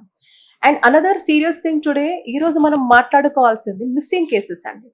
ఎంతమంది ఒకసారి మీడియాలో చాలా పెద్ద ఎత్తున 1.5 year బ్యాక్ వచ్చింది, పెద్ద స్థాయిలో మిస్సింగ్ కేసెస్ ఉంటున్నాయి. ఈ మిస్సింగ్ కేసెస్ రిపోర్ట్ అవ్వవు చాలా వరకు. ఎందుకంటే చాలా వరకు మిస్సింగ్ కేసెస్ రిపోర్ట్ అయితే ఆడపిల్లలు మీకు తెలుసు వెళ్ళి కంప్లైంట్ ఇస్తే అక్కడ ఎలా ఉంటుందో కొంతవరకు మనం చూస్తూ ఉంటాం. అండ్ పరువుకు సంబంధించి చాలా మంది మాట్లాడరు. ఇలా చాలా కూడా చిన్నపిల్లలు తప్పిపోవడము, మరీ ముఖ్యంగా when I talk about missing cases even అబ్బాయిలు కూడా. సో ఈరోజు హ్యూమన్ ట్రాఫికింగ్ అనేది భయంకరమైన చేదు వాస్తవం. సో దీని పట్ల అప్రమత్తంగా ఉండాలి. మిస్సింగ్ కేసెస్ నమోదైతే దాని మీద తక్షణమే అసలు ఏం జరుగుతుందన్న నివేదిక ఇవ్వాలి. ఇటువంటివన్నీ కూడా చాలా స్లోగా జరుగుతుంది. సో పోక్సో కేసెస్ మీద మాత్రం ఆర్డినెన్స్ వచ్చింది కదా చంపేమని. నేనేమంటానంటే 1-2 కాదు, ఇలాంటి వాటిని వరుస పెట్టి వాళ్ళని ఉరిశిక్షలు మీరు వేస్తే ఒక భయం సమాజంలో ఉంటుంది. సో చిన్న పిల్లల విషయంలో ఇటువంటి విషయంలో మనకి ఎక్కువ ఎవిడెన్సెస్ కూడా ఏం కావాలండి, మెడికల్లో ప్రూవ్ అయితే చాలు కదా. It is medically proven, it is one and good. ఇప్పుడు ఎవడో వాళ్ళు చూడండి శ్రీనివాస్ రెడ్డి, అది ఎంత పెద్ద కేసు అప్పుడు అయింది. మళ్ళీ మళ్ళీ మనం మీడియాలో కూడా మీ గురించి మాట్లాడాం. సో నేనేమంటానంటే పోక్సోకి సంబంధించి ఎన్నైతే కేసెస్ ఉన్నాయో అందరికీ కూడా శిక్షలు పడాల్సిందే. అది ఒక సంచలనం కావాలి. నేను ఈరోజు ఈ ఉమెన్స్ డేకి నేను అది కోరుకుంటున్నాను. ఆడపిల్లల మీద చెయ్యి వెయ్యాలంటే వాడికి నిజంగా కూడా బోనుకు పుట్టాలి. సో అది నేను ఈరోజు కోరుకుంటున్నాను. ఇంకా హర్షించదగ్గ విషయం ఇంకా నేనేం చేయలేదండి. ఎప్పుడైతే నేను ప్రధానంగా కోరుకుంటుంది వీళ్ళందరికీ ఉరిశిక్షలు పడిన రోజు నేను సంతోషపడతాను. అది కూడా ప్రభుత్వాలు చేపట్టాలి, రాష్ట్ర ప్రభుత్వం చేపట్టాలి, కేంద్ర ప్రభుత్వం చేపట్టాలి. ఆర్డినెన్స్ తీసుకొచ్చారు, ఫాస్ట్ ట్రాక్ కోర్ట్స్ పెట్టమంటున్నారు. ఎక్కడ పెడుతున్నారు? అంతెందుకండి, ఈవెన్ రేప్డ్ విక్టిమ్స్ కి నిర్భయ ఫండ్ రావాలి. ఎంత వరకు ఈ రోజు తెలుగు రాష్ట్రాలలో నిర్భయ ఫండ్ ఎంత మందికి ఇచ్చారో చెప్పండి. ఆ విక్టిమ్ ఫ్యామిలీస్ కి కనీస సపోర్ట్ ఉండదు. వాళ్ళకి నిర్భయ ఫండ్ క్రియేట్ చేశారు, కానీ ఆ ఫండ్ మీరు ఒకసారి వెళ్ళి ఆరా తీయండి మీడియాగా, ఎంత ఫండ్ వెనక్కి వెళ్తుందో చూడండి. ఎంతమందికి ఇచ్చారో వీళ్ళు నివేదిక ఉండదు, ఎటువంటివి కూడా స్టాటిస్టికల్ ఇన్ఫర్మేషన్ ఉండదు. సో ఇటువంటి మార్పులు జరగాలి. హాస్టల్స్లో సీసీ కెమెరాస్ పెట్టడం ఇంకొక పెద్ద ఇష్యూ అయిపోయింది. Women safety. సో కెమెరాస్ లాంటివి ఇవన్నీ కూడా ఆడపిల్లలు మనం ఆ మధ్య కాలంలో చూస్తాం. న్యూస్ వస్తుంది, మళ్ళీ దాన్ని వెంటనే సప్రెస్ చేసేస్తారు. సో ఇటువంటి అనేక issues which are very sensitive. So these issues have to be addressed. And another issue what I talk about, ఈ రోజు ఉమెన్స్ డే కాబట్టి నేను ఇది ఖచ్చితంగా చెప్పాలనుకుంటున్నాను. ఎప్పుడైతే ఉమెన్ రిప్రజెంటేషన్ ఉంటుందండి చట్టసభల్లో, అప్పుడు మీ నొప్పి నాకు తెలుస్తుంది, మీరు ఎలా ఆలోచిస్తారో నాకు తెలుస్తుంది, మీకేం కావాలో నాకు తెలుస్తుంది. ఒకసారి మహిళగా మీరు ఎటువంటిది కోరుకుంటున్నారో నాకు తెలుస్తుంది. కోరుకుంటే కేవలం మళ్ళీ ఇక్కడ ఎలక్షన్లు వస్తే, కార్పొరేట్ ఎలక్షన్స్ తీసుకోండి, కార్పొరేట్ ఎలక్షన్స్ లో భర్త గారు నించోరనుకోండి, వాళ్ళ భార్య గారు నించోబెడతారు, లేదా తండ్రి తన కూతురు నించోబెడతారు, లేదా వాళ్ళ అక్కచెల్లెలు నించోబెడతారు. కేవలం వాళ్ళ కుటుంబానికి సంబంధించిన మహిళలనే మళ్ళీ రాజకీయాల్లోకి తీసుకొస్తారు. కానీ అది ఎంపవర్మెంట్ ఎలా అవుతుంది, అది లీడర్షిప్ ఇవ్వడం ఎలా అవుతుంది? సో నేనేమంటానంటే ఇప్పుడు వచ్చే స్థానిక ఎలక్షన్స్ లో కూడా, ఇప్పుడు వస్తున్నాయి స్థానిక ఎలక్షన్స్, మళ్ళీ వీళ్ళే ఉంటారు. ఆడవాళ్ళంటే ఆడవాళ్ళకి ఇస్తారు ఎవరు? చాలా వరకు నేను ఊర్లలోకి వెళ్తే అక్కడ సర్పంచ్లు ఆడవాళ్ళు ఉంటారు, కానీ బయటికి మొత్తం మగవాళ్ళ పేరే వినపడుతుంది. నేను చాలా ఇష్యూస్ లో అది సర్పంచ్ గారు కదా, ఆయన కదా అంటే, ఆయన కాదండి, సర్పంచ్ గారు భర్త అండి ఆయన. లీడ్ చేసేది మొత్తం హస్బెండ్ చేస్తూ ఉంటారు, పేరుకు మాత్రమే మహిళా సర్పంచ్. సార్ కార్పొరేటర్ అంటే, కార్పొరేటర్ లో లేడీ కార్పొరేటర్ ఎప్పుడు రారు, చాలా తక్కువ. భర్తే వస్తాడు, లేకపోతే వాళ్ళ ఇంట్లోకి సంబంధించిన మగవాళ్ళు వస్తారు. సో ఇది ఎక్కడ ఎంపవర్మెంట్, ఇది ఎక్కడ లీడర్షిప్ క్వాలిటీ కాదు. సో ఆ ట్రూ ఉమెన్ లీడర్షిప్ రావాలి. సో అప్పుడు ఏమవుతుంది, మీకు అటు కార్పొరేట్ లెవెల్ నుంచి, అటు పంచాయతీ కార్పొరేటర్ దగ్గర నుంచి అసెంబ్లీలో పార్లమెంట్లో కూడా 50% ఉన్న మహిళలు ఈ రోజు 50% మహిళా లీడర్స్ కూడా ఉండాల్సిన అవసరం ఉంది. ఎందుకు ఉండటం లేదు? ఏంటి, what is that factors which are stopping her? So ఇట్లా మనం క్వశ్చన్ చేసుకోవాలి. నేను అనేక సందర్భాలలో, ఇప్పుడు నన్ను పిలుస్తున్నారు ఉమెన్స్ డే సందర్భంగా, నేను అందరికీ అదే అంటున్నాను, అమ్మ 50% ఉన్న మహిళలు తలుచుకుంటే దేశ స్థితిగతులు మారచ్చు, రాష్ట్ర స్థితిగతులు మారచ్చు, స్థానిక స్థితిగతులు మారచ్చు. ఎవరు తలుచుకుంటే? మహిళ తలుచుకుంటే. ఒక్క మహిళ కాదు, సంఘటిత శక్తితో ఈరోజు మహిళలందరూ ముందుకు రావాలి. ఒకే మాట, ఒకే బాట మీద మహిళలు వస్తే, ఎస్, ఈ మహిళ చెప్పినా, మీరు చెప్పినా, నేను చెప్పినా, ఎవరు చెప్పినా కూడా, ఇంకే మహిళ చెప్పినా కూడా మిగతా మహిళలందరూ అంగీకరించే ఒక స్థితికి రావాల్సిన, ఒక ఐక్యత చాటాల్సిన అవసరం మహిళా లోకానికి ఉన్నది ఈరోజు. అది వస్తే మనకి కావాల్సినవన్నీ కూడా జరుగుతాయి. ఈరోజు మనం ఏవైతే మార్పులు సమాజంలో చూడాలనుకుంటున్నామో, సమాజంలో మార్పు రావాలని కోరుకుంటాం, కానీ ఆ మార్పుకి కారణమైన మనము ముందుండాలని మనం ఎప్పుడూ ఆలోచించాం, అంతేగా? కాబట్టి ఆ మార్పు మనం అవ్వాలి, ఆ మార్పుకు కారణం మనం అవ్వాలి, దానికి మనమే నిల్చోవాలి. సో ఇలాంటి అనేక సెన్సిటివ్ ఇష్యూస్ కూడా మనం ట్యాకిల్ చేయొచ్చు. సో మెనీ ఇన్సెన్సిటివ్ అండి. పబ్లిక్ టాయిలెట్స్ ఉండవండి ఆడవాళ్ళకి. 50% మహిళా జనాభా ఉండి పబ్లిక్ టాయిలెట్స్ ఉండవు. ఇది ఎవరైనా అడ్రస్ చేస్తారా? ఎవరైనా మాట్లాడతారా వీటి గురించి? ఎన్ని రుగ్మతలు, శారీరక రుగ్మతలు దానివల్ల ఎక్కడ. ఇప్పుడు ఇన్ఫాక్ట్ ప్రాపర్ టాయిలెట్స్ లేక కూడా ఆడవాళ్ళ మీద అగాత్యాలు జరిగిన పరిస్థితి మనం చూస్తాం అనేక సందర్భాలలో. సరే స్వచ్ఛ భారత్ తీసుకొచ్చారు, కానీ ఇంకా క్షేత్రస్థాయికి తీసుకెళ్లాల్సిన అవసరం ఉంది. ఈ రోజు అనేక ఫండ్స్ రాష్ట్ర ప్రభుత్వాలకు వచ్చినా కూడా ఈ మిషన్ కింద ఎన్ని టాయిలెట్స్ కట్టిస్తున్నారు, ఎన్ని టాయిలెట్స్ ని వాళ్ళు ప్రాపర్ గా మెయింటైన్ చేస్తున్నారు చెప్పాల్సిన అవసరం ఉంది. ఎక్కడ నివేదిక ఉండదు. ఏదైనా ఒక ప్రభుత్వ పథకం తీసుకొస్తే దానికి ఎన్ని కోట్లు ఖర్చు పెట్టారు, మాక్సిమం మహిళల గురించి ఉంటాయి, కానీ ఆ డబ్బు ఎక్కడికి వస్తుంది, ఎక్కడికి వెళ్తుంది, ఎలా ఖర్చు పెట్టారు, ఏ వివరణ ఉండదు. పబ్లిక్ పోర్టల్స్ లో ఎక్కడ డిస్ప్లేలో ఉండదు. మీరు ఇంకా ఇక్కడ పబ్లిక్ టాపిక్ గురించి మాట్లాడుతున్నారు. చెప్పాలంటే జనరల్ గా కొన్ని స్కూళ్ళలో చూసుకుంటే గర్ల్స్ స్కూల్స్ లో అసలు టాయిలెట్స్ కూడా సరిగా ఉండవు. చదువు విషయం పక్కన పెడితే అదొకటి, కానీ అసలు టాయిలెట్ వెళ్ళడానికి కూడా వాళ్ళకి కనీస ఫెసిలిటీ కూడా ఉండదు. ఎగ్జాక్ట్లీ. ఇంకా కూడా ఈ టైంలో మనం ఇంకా వీటి మీద డిస్కస్ చేస్తున్నామంటే సిగ్గుచేటు కదా.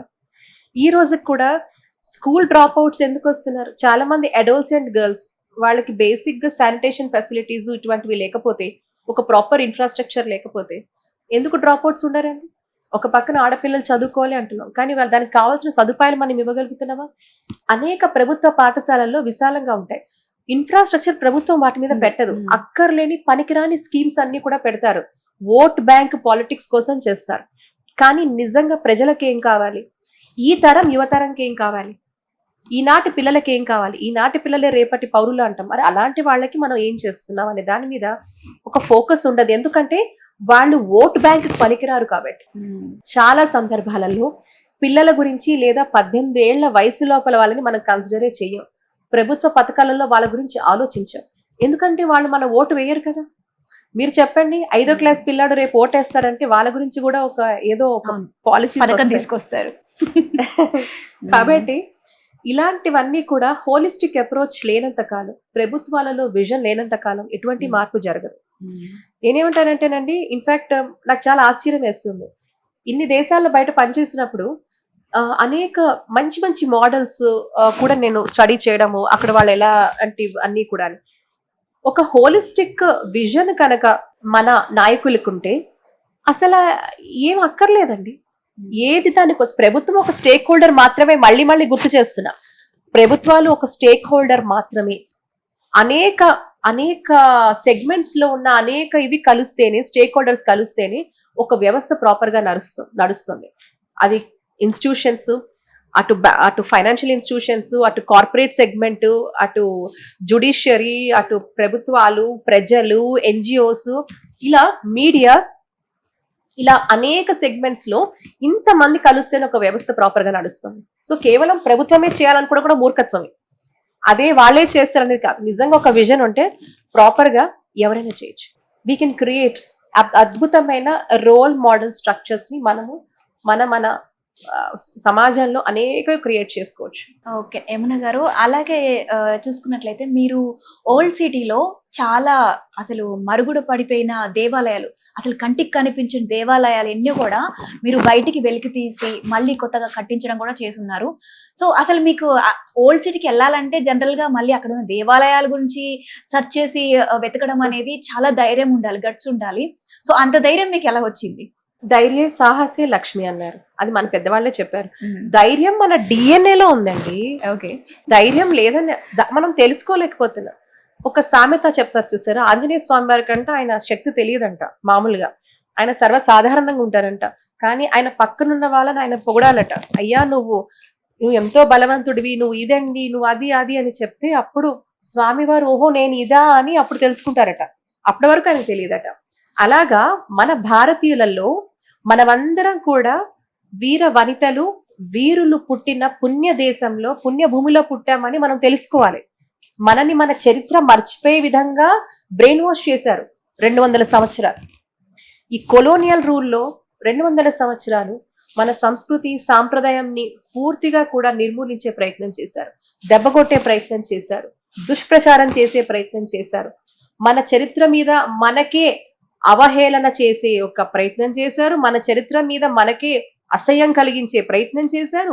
ఇలాంటి దుష్పరిణామాలు, దుష్ప్రయత్నాలు చాలా చేశారు 200 సంవత్సరాలు. ఒకటి కాదు, రెండు కాదు. దాని పరిణామం ఏంటి అంటే ఈరోజు వెనక్కి చూస్తే ఆడవాళ్ళకి, ఈ దేశంలో ఆడవాళ్ళని అణగదొక్కారట, ఇక్కడ పూర్తిగా కూడా కుల వివక్షత ఉందటగా, ఇక్కడేమో ఇలా చేశారట, ఇక్కడ అలా చేశారట. మీరు చూసారా, నేను చూసానా? కానీ 200 సంవత్సరాలుగా బ్రెయిన్ వాష్ చేస్తూ వచ్చారు. సో చేసి అసలు మన సంస్కృతి సాంప్రదాయం మీద, మన కట్టుబాట్ల మీద, మన ఆచారాల మీద, దీని మీద దెబ్బ కొట్టారండి. ఆ రోజు భారతీయులకి ఒక్క వెన్నుముక్క ఏంటంటే మన సంస్కృతికి నిలయాలైన ఆలయాలు. ఆలయ వ్యవస్థ దెబ్బతీస్తే భారతీయులు దెబ్బతీయడం చాలా సులువని వాళ్ళు ఆ రోజు తెలుసుకున్నారు. ఎందుకంటేనండి ఒక ఆలయ కేంద్రంగా మనమందరినీ చక్కగా కూడా కట్టుదిట్టంగా ఒకరి మీద ఒకరిని డిపెండ్ చేసే విధంగా ఆ వ్యవస్థ ఉండేది. మనమందరం మీరు లేని నేను లేనండి. ఎటువంటి కుల వివక్షత ఉంది చెప్పండి? అన్ని వృత్తుల వాళ్ళు కూడా ఆలయం కేంద్రంగా ఒకరు లేకపోతే ఒకరు లేని వ్యవస్థగా, ఇంటర్ డిపెండెంట్ వ్యవస్థగా, అద్భుతమైన వ్యవస్థగా, ఒక స్ట్రాంగ్ సస్టైనబుల్ వ్యవస్థగా మన ఆలయ వ్యవస్థ ఉండేది. మీరు ఏదైనా తీసుకోండి, ఎటువంటి విద్యాలయం అన్నారు, చికిత్సాలయం అన్నారు, న్యాయాలయం అన్నారు, ఇలా మీరు తీసుకుంటూ పోతే ప్రతిదీ కూడా ఆలయం అన్నారు. ఆలయంతో కనెక్ట్ అయిన ప్రతిదీ కూడా అలాంటిది. ఆలయాన్ని దూరం చేశారు, ఆలయాన్ని సంరక్షించే వాళ్ళని దూరం చేశారు, కుల వ్యవస్థ అని మన మధ్యలోనే మనకు చుచ్చిపెట్టారు. ఇంకా అసమానతలని, ఇంకా ఇవన్నీ కూడా చెప్పడం, ఆడవాళ్ళకి ప్లేస్ లేదని, ఆడవాళ్ళు ఇది అని, మేము వచ్చి మీకేదో సంస్కరణలు చేశామని, మేమే మిమ్మల్ని ఉద్ధరించామని, మేము రోడ్లు వేసామని, బ్రిడ్జ్లు వేసామని, నాగరికత నేర్పిన మననే వాళ్ళు మన ఇళ్ళను ఉద్ధరించారని మనల్ని పూర్తిగా కూడా మభ్య పెట్టారు. ఆ మభ్య పెట్టిన దాంట్లో చాలా మంది బతుకుతా ఉన్నారు. కానీ మీరు ఇందాక అన్నట్టుగా వీర వనితలు వీరులు పుట్టిన దేశం అది మన DNA. మనం ఈ రోజు తెలుసుకుంటే మనం కూడా స్వామివారి లాగా, ఓహో మనలో ఇంతమంది వీర వనితలు, మన తాత ముత్తాతలు, మన అమ్మమ్మలు, బామ్మలు, వీళ్ళందరూ వీరులు వీర వనితలు, వాళ్ళ రక్తమే మనలో ప్రవహిస్తోంది. కాబట్టి ఇది మనం తెలుసుకున్న నాడు మనకి ఇటువంటివి ఏమి ఉండవు.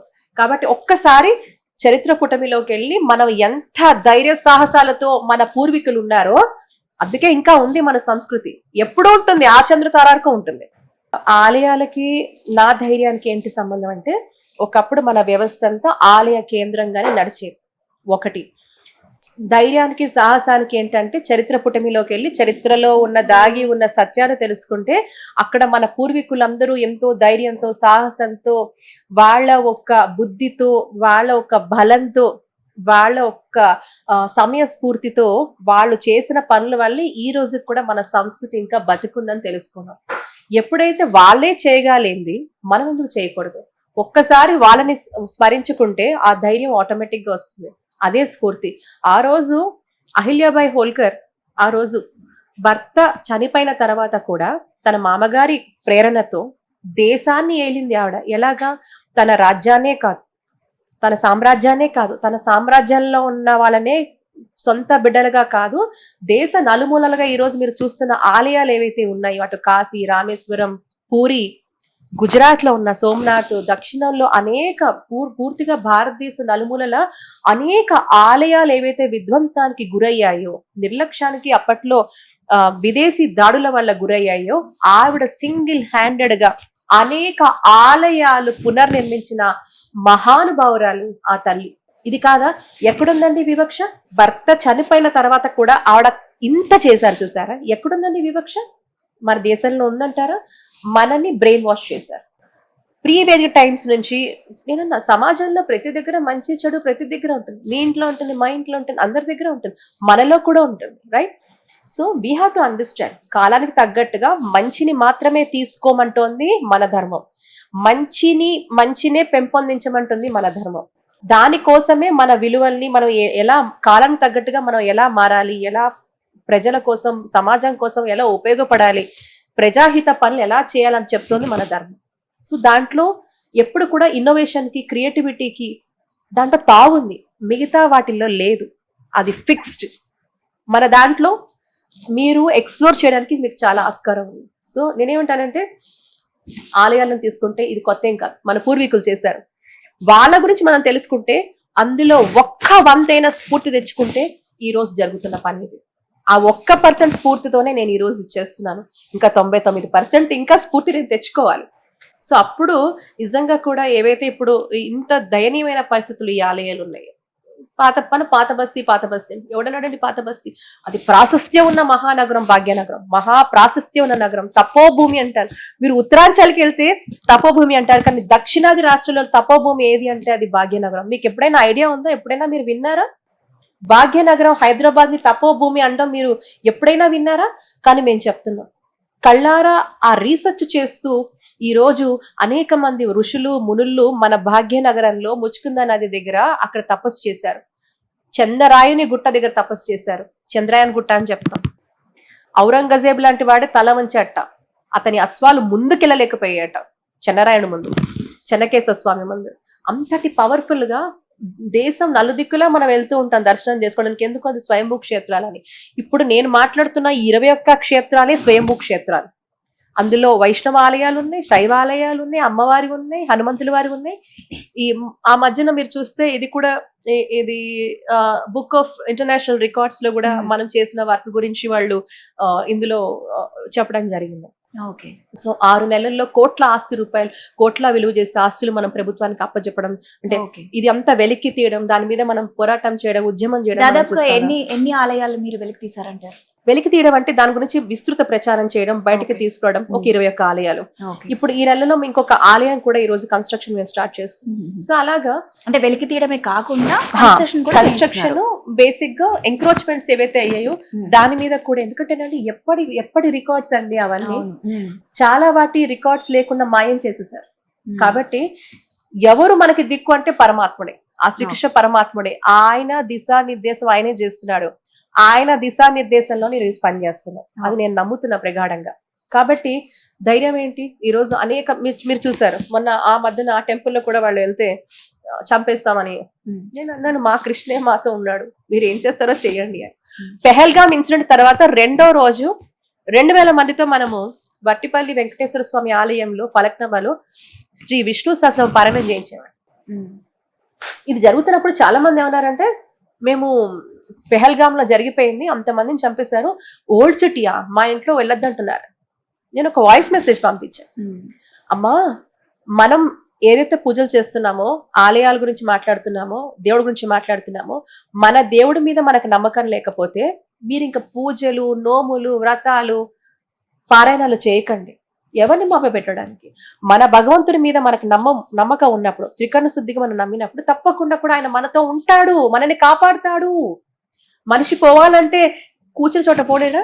ఏమన్నా కావచ్చు కదా. ఈ రోజు చూస్తున్నారు ప్రపంచ దేశాల్లో ఎక్కడ అసలు అశాంతి అనేది వినని దేశాలలో కూడా బాంబులు పడుతున్నాయి, right? So very safety, very security. కానీ మన భగవంతుడికి ఉన్న శక్తిని మనం నమ్మినాడు, ఆయన మనల్ని తప్పకుండా వెన్నంటుండి కాపాడుతాడు. ఎప్పుడైతే ఇది చెప్పానండి, దాదాపు 1500-1600 మంది వచ్చారండి. నమ్ముతారా? మంచి మిట్ట మధ్యాహ్నం రోజంతా కూర్చుని పారాయణం చేశారు. అది పెహల్గామ్ 2nd డే. అది ఫస్ట్ టైం అక్కడ జరిగింది. ఆ గుడిలో అన్ని వేల మందితో ఆ రోజు ఫస్ట్ టైం ఆడవాళ్ళందరూ రావడం అనేది చాలా పెద్ద విప్లవాత్మక చర్య. నేను ఈ రోజు ఏమంటానంటే, ఆధ్యాత్మిక విప్లవం రాబోతుంది భారత్ లో. ఆల్రెడీ స్టార్ట్ అయింది. భక్తి విప్లవం రాబోతుంది, భక్తులచే భక్తి విప్లవం రాబోతుంది. ఆ విప్లవంలో పాల్గొనే ప్రతి ఒక్కరూ కూడా ధైర్యాన్ని, సాహసాన్ని నమ్ముకున్న వాళ్ళే. సో ఆలయ వ్యవస్థ చాలా ఇంపార్టెంట్. అదేదో కేవలం గుడి కాదు. ఈ రోజు మన సమాజం బాగుండాలంటే ఆలయం బాగుండాలి. మన ఆలయం బాగుంటే మన సమాజం బాగుంటుంది, మన సమాజం బాగుంటే మన దేశం బాగుంటుంది, మన దేశం బాగుంటే ప్రపంచం కూడా బాగుంటుంది. భావి తరాలకి భారతే ఆదర్శం, ఇంతకు ముందు తరాలకి భారతే ఆదర్శం, రానున్న తరాలకి కూడా భారతే ఆదర్శం. ఓకే. అలాగే మీరు సైకాలజీ కూడా చదివి ఉన్నారు కదా? ఓకే. అయితే ఈ మధ్య కాలంలో చాలా మంది ఆత్మహత్యలు చేసుకోవడము, ఆడవాళ్ళే ముఖ్యంగా, పిల్లలతో కలిపి చనిపోవడం. ఎగ్జాంపుల్ చూసుకున్నట్లయితే మొన్న విజయారెడ్డి కేసు, పిల్లలతో కలిపి వెళ్ళి ట్రాక్ మీద తీసుకున్నారు. సో ఇలాంటి మెంటాలిటీ ఎందుకు, ఆత్మస్థైర్యం ఎందుకు కోల్పోతున్నారు ఆ మహిళలు అనేవాళ్ళు ఈ మధ్య కాలంలో ఎక్కువగా? ఇక్కడ ఏంటంటేనండి, కుటుంబ వ్యవస్థలో విచ్ఛిన్నం అయిపోయే పరిస్థితి మనం చూస్తాం. అంటే ఒకళ్ళ మీద ఒకళ్ళకి ఒక కమ్యూనికేషన్ లేకపోవడం, వాళ్ళని అర్థం. ఎందుకంటే ఇందాక కూడా చెప్తున్నాను, ఎవరితోనో అందరూ కూడా మేము బిజీ అంటాను. నేనేమన్నానంటే, the most successful person will have all the time with them. ఎవరైతే జీవితంలో చాలా సక్సెస్ని చూస్తున్నారో వాళ్ళకి సముచితమైన టైం వాళ్ళ చేతుల్లో ఉంటుంది. వాళ్ళు అందరికీ సమన్యాయం చేస్తారు, కుటుంబానికి చేస్తారు, అటు రిలేటివ్స్కి చేస్తారు, ఫ్రెండ్స్కి చేస్తారు, సమాజానికి చేస్తారు, దేశానికి కూడా చేస్తారు. So that is what it success is all about. మన టైంని ఎంత అద్భుతంగా మనం దాన్ని వాడాలి అనేది మనం తెలుసుకోవాల్సింది. టైం మేనేజ్మెంట్ అందుకే అంటారు. సో ఇక్కడ ఏంటంటే ఒక పరిమితి దాటి ఈరోజు మన కోరికలకు రెక్కలు రావడమే దీనికి కారణం.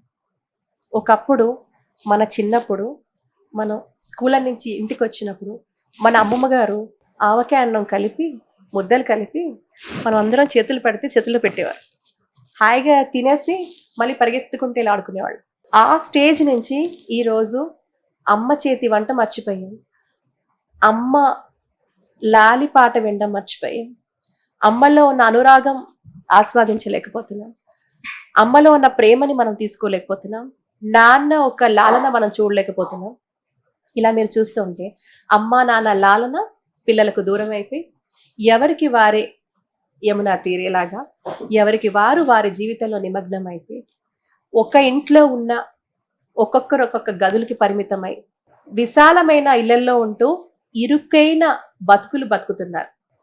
విశాలమైన ఇళ్లలో ఉంటున్నారు, ఇరుకైన మనస్తత్వం అనొచ్చు. ఇరుకైన మనస్తత్వం, ఇరుకైన బతుకులు వాళ్ళు డిజైన్ చేసేసుకుంటారు. సో ఇది కాదండి. మీరు ఒక్క రూమ్ లో ఉన్నా మీ మనసు విశాలంగా ఉంటే ఇటువంటి ఆలోచనలు రావు. సంతృప్తి లేకపోవడమే అన్నిటికీ కారణం అని నేను అంటాను. దాన్ని మేము సింపుల్ గా ఏమంటామంటే life satisfaction. In fact when we do lot of service మాకు అందులో లైఫ్ సాటిస్ఫాక్షన్ స్కేల్స్ కూడా మేము చూస్తాం. దాన్ని బట్టి కూడా నిర్ధారిస్తాం ఈ మనిషికి ఎంతటి సంతృప్తి అనేది చాలా కీలకంగా మారుతుంది అనమాట. ఎవరితో అయినా పిల్లలు చిన్నప్పటి నుంచి పెద్ద వరకు కూడా వాళ్ళలో సంతృప్తి అనేది ఏ ఫ్యాక్టర్ లో ఉన్నదని మనం చూస్తాం. ఆ అసెస్మెంట్ బట్టి మాకు అర్థమవుతుంది వాళ్ళ జీవితాల్లో ఎటువంటి వాళ్ళు లోపం జరుగుతుంది, వాళ్ళకి ఏం జరుగుతుంది అని. ఈ రోజు నేను చెప్పేది కూడా మనకు ఉన్న దాంట్లో సంతృప్తిగా బతకాలి, జీవితాన్ని అందంగా డిసైడ్ చేసుకోవాలి అని లేదు ఇక్కడ. ఈ రోజు పెళ్లి చేసుకోవాలంటే కండిషనల్ మ్యారేజెస్ అయిపోయాయి. ఇన్ని లక్షలు ఇస్తేనే మేము పెళ్లి చేసుకుంటాం, లేకపోతే నాకు వచ్చే అబ్బాయి ఇన్ని లక్షలు ఇస్తేనే ఇంత డబ్బు ఉండాలి, ఇంత ఇది ఉండాలి, కార్లు ఉండాలి, బంగ్లాలు ఉండాలి, మేము ఇలా ఉండాలి, ఇలా తిరగాలి, ఇలా చేసుకోవాలి. కానీ జీవితంలో సంతోషంగా ఉంటున్నామా? ఉండలేకపోతున్నామా? ఒడిదుడుకుల్ని మనం తట్టుకునే శక్తి మనం ఇస్తున్నామా? పిల్లలకి ఇస్తున్నామా? Crisis management చెప్తున్నామా? జీవితంలో ఏదైనా ఒక చిన్న లోపం జరిగినా, నష్టం వచ్చినా దాన్ని ఎదురీదే, ఆ సమస్యని ఎదురీదే పరిష్కారము మనం వాళ్ళకి చూపిస్తున్నామా? వాళ్ళని స్ట్రెంగ్తెన్ చేస్తున్నామా? చేయటం లేదు. కాబట్టి ఏమంటానంటేనండి, దీనికి ఇవన్నీ ఎలా జరుగుతాయని అనొచ్చు మీరు. ముందు నుంచి మన ఇతిహాసాల మీద, మన పురాణాల మీద, మన పురాణాల్లో అద్భుతమైన కథలు ఉన్నాయి. అవి ఊరికే రాలేదు. అన్ని తరాల నుంచి ఈ రోజు మనకి ఈ తరం వరకు ఆ కథలు బతుకున్నాయి అంటే వాటిల్లో ఉన్న ఒక ఎథికల్ మెసేజ్. శ్రీరామచంద్రుడు ఎలా తండ్రి ఆజ్ఞ పాటించాడు, అన్నదమ్ములంటే ఎలా ఉండాలి, భార్యాభర్తలంటే ఎలా ఉండాలి, అక్క చెల్లెళ్ళంటే ఎలా ఉండాలి, కోడళ్ళు అత్త అంటే ఎలా ఉండాలి, ఇలా ప్రతి దానికి మన ధర్మంలో చెప్పబడింది ఎలా ఉండాలి, ఏ పాత్ర ఎవరు ఎలా పోషించాలి. మన జీవితంలో బాల్యం నుంచి మొదలైతే బాల్యం, యవ్వనం, గృహస్థ్యం, వానప్రస్థం, సన్యాసం, ఈ స్టేజెస్ చెప్పబడి ఉన్నాయి. నువ్వు ఏ పాత్ర ఏ టైంలో ఎలా పోషించాలి, నువ్వు ఎంత చెయ్యాలి, నీ కుటుంబానికి ఎంత ఇవ్వాలి, నీ సమాజానికి ఎంత ఇవ్వాలి, నీకు నువ్వు ఎంత స్పెండ్ చేయాలి, తర్వాత పరమాత్మను నువ్వు తెలుసుకునే ప్రయత్నం ఎప్పుడు చేయాలి, ఇలా ఇంత అద్భుతంగా కూడా మన ధర్మం చెప్పింది. పాటిస్తున్నామా? ఈ రూల్స్ అన్ని ఎప్పుడు పాటిస్తాం? మనకు అవగాహన ఉంటే. అవగాహన ఎప్పుడు వస్తుంది? దాని మీద మన ఇంట్లో ఎవరో ఒకళ్ళు చెప్తే. అంటే తల్లి తండ్రి చెప్తే పిల్లలు వింటారు, పిల్లల్ని నువ్వు చెయ్యి అంటే వాళ్ళు చెయ్యరు. సో ఈ ఇంత అద్భుతమైన రూల్స్, రెగ్యులేషన్స్, ఒక సిస్టమాటిక్ డిసిప్లిన్ అంతా కూడా మనకి మన సంస్కృతి, సాంప్రదాయం, ధర్మం చెప్పింది. మనం ఆచరించట్లేదు. మిగతా వాళ్ళు చేస్తున్నారు, ఇంతున్నప్పటి నుంచి చేస్తారు వాళ్ళు. మరి వాళ్ళని ఎవరు ప్రశ్నించరు.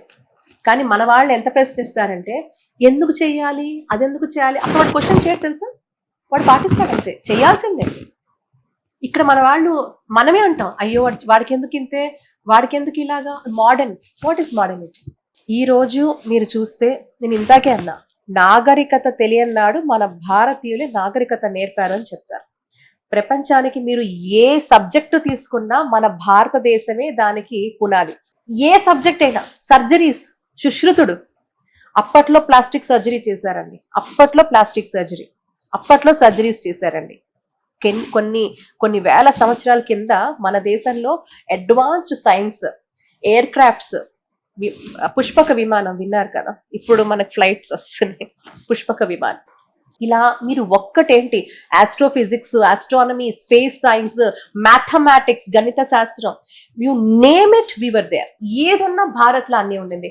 అప్పట్లో నలంద యూనివర్సిటీ గురించి మనం మాట్లాడితే అతి పెద్ద యూనివర్సిటీ ప్రపంచంలో, దాదాపు 10,000 మంది స్టూడెంట్స్, ఎంతో మంది స్కాలర్స్. వీళ్ళు ఎవరైతే విదేశీయులు దాడి చేస్తున్నప్పుడు అదన్నీ తగలపడడానికి 6 నెలలు బయలుపడిందంట. అంటే చూడండి మన సంపద ఎంత ఉండేదంటే, ప్రపంచ దేశాల నుంచి అక్కడ ఎన్రోల్ అవ్వాలంటే దానికి కఠినమైన నియమాలు. అలాంటిది ఈ రోజు మనం ఏం చూస్తున్నాం, ఎక్కడికో విదేశాలకు వెళ్ళిపోతున్నాం. ఎందుకు వెళ్ళిపోతున్నాం చూసారా? ఈ రోజు ఎంతమంది ఈ రోజు బిక్కుబిక్కుమంటే మళ్ళీ మన దేశానికి వస్తున్నారు. అంటే అసలు మన దేశంలో ఉన్న సంపదని మనం తెలుసుకోలేకపోతున్నాం. మనకి ఎంత విజ్ఞానం ఉంది, దీన్ని మనం పెంచట్లేదు. దీన్ని తెలుసుకోవాలని ఒక జిజ్ఞాస లేదు, అన్వేషణ లేదు, తాపత్రయం లేదు, తపన లేదు.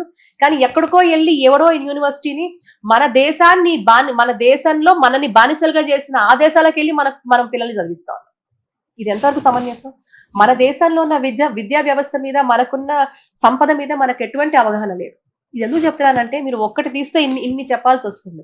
అంటే ఇవన్నీ కూడా ఒకటికి ఒకటి ఇంటర్ కనెక్టెడ్. ఈ రోజు ఉమెన్స్ డే కదండి, మరి ఇవన్నీ ఎందుకు అంటే ఇవన్నీ ఇంటర్ కనెక్టెడ్. మీరు ఇందాక అన్నారు కుటుంబంలో ఇలాంటి జరుగుతుంది అంటే, కుటుంబంలో అసలు అవగాహన ఉండాలి అంటే మేము బిజీ అంటే దేనికి బిజీ? మరి మీరు పిల్లల్ని ఎందుకు అంటున్నారు? మీరు వాళ్ళని ఈ రోజు క్రష్లో వేస్తే వాళ్ళు రేపు పొద్దున మిమ్మల్ని ఓల్డేజ్ హోమ్స్ లో వేస్తారు. అంతే కదా, కర్మ ఫలితం అంతే కదా.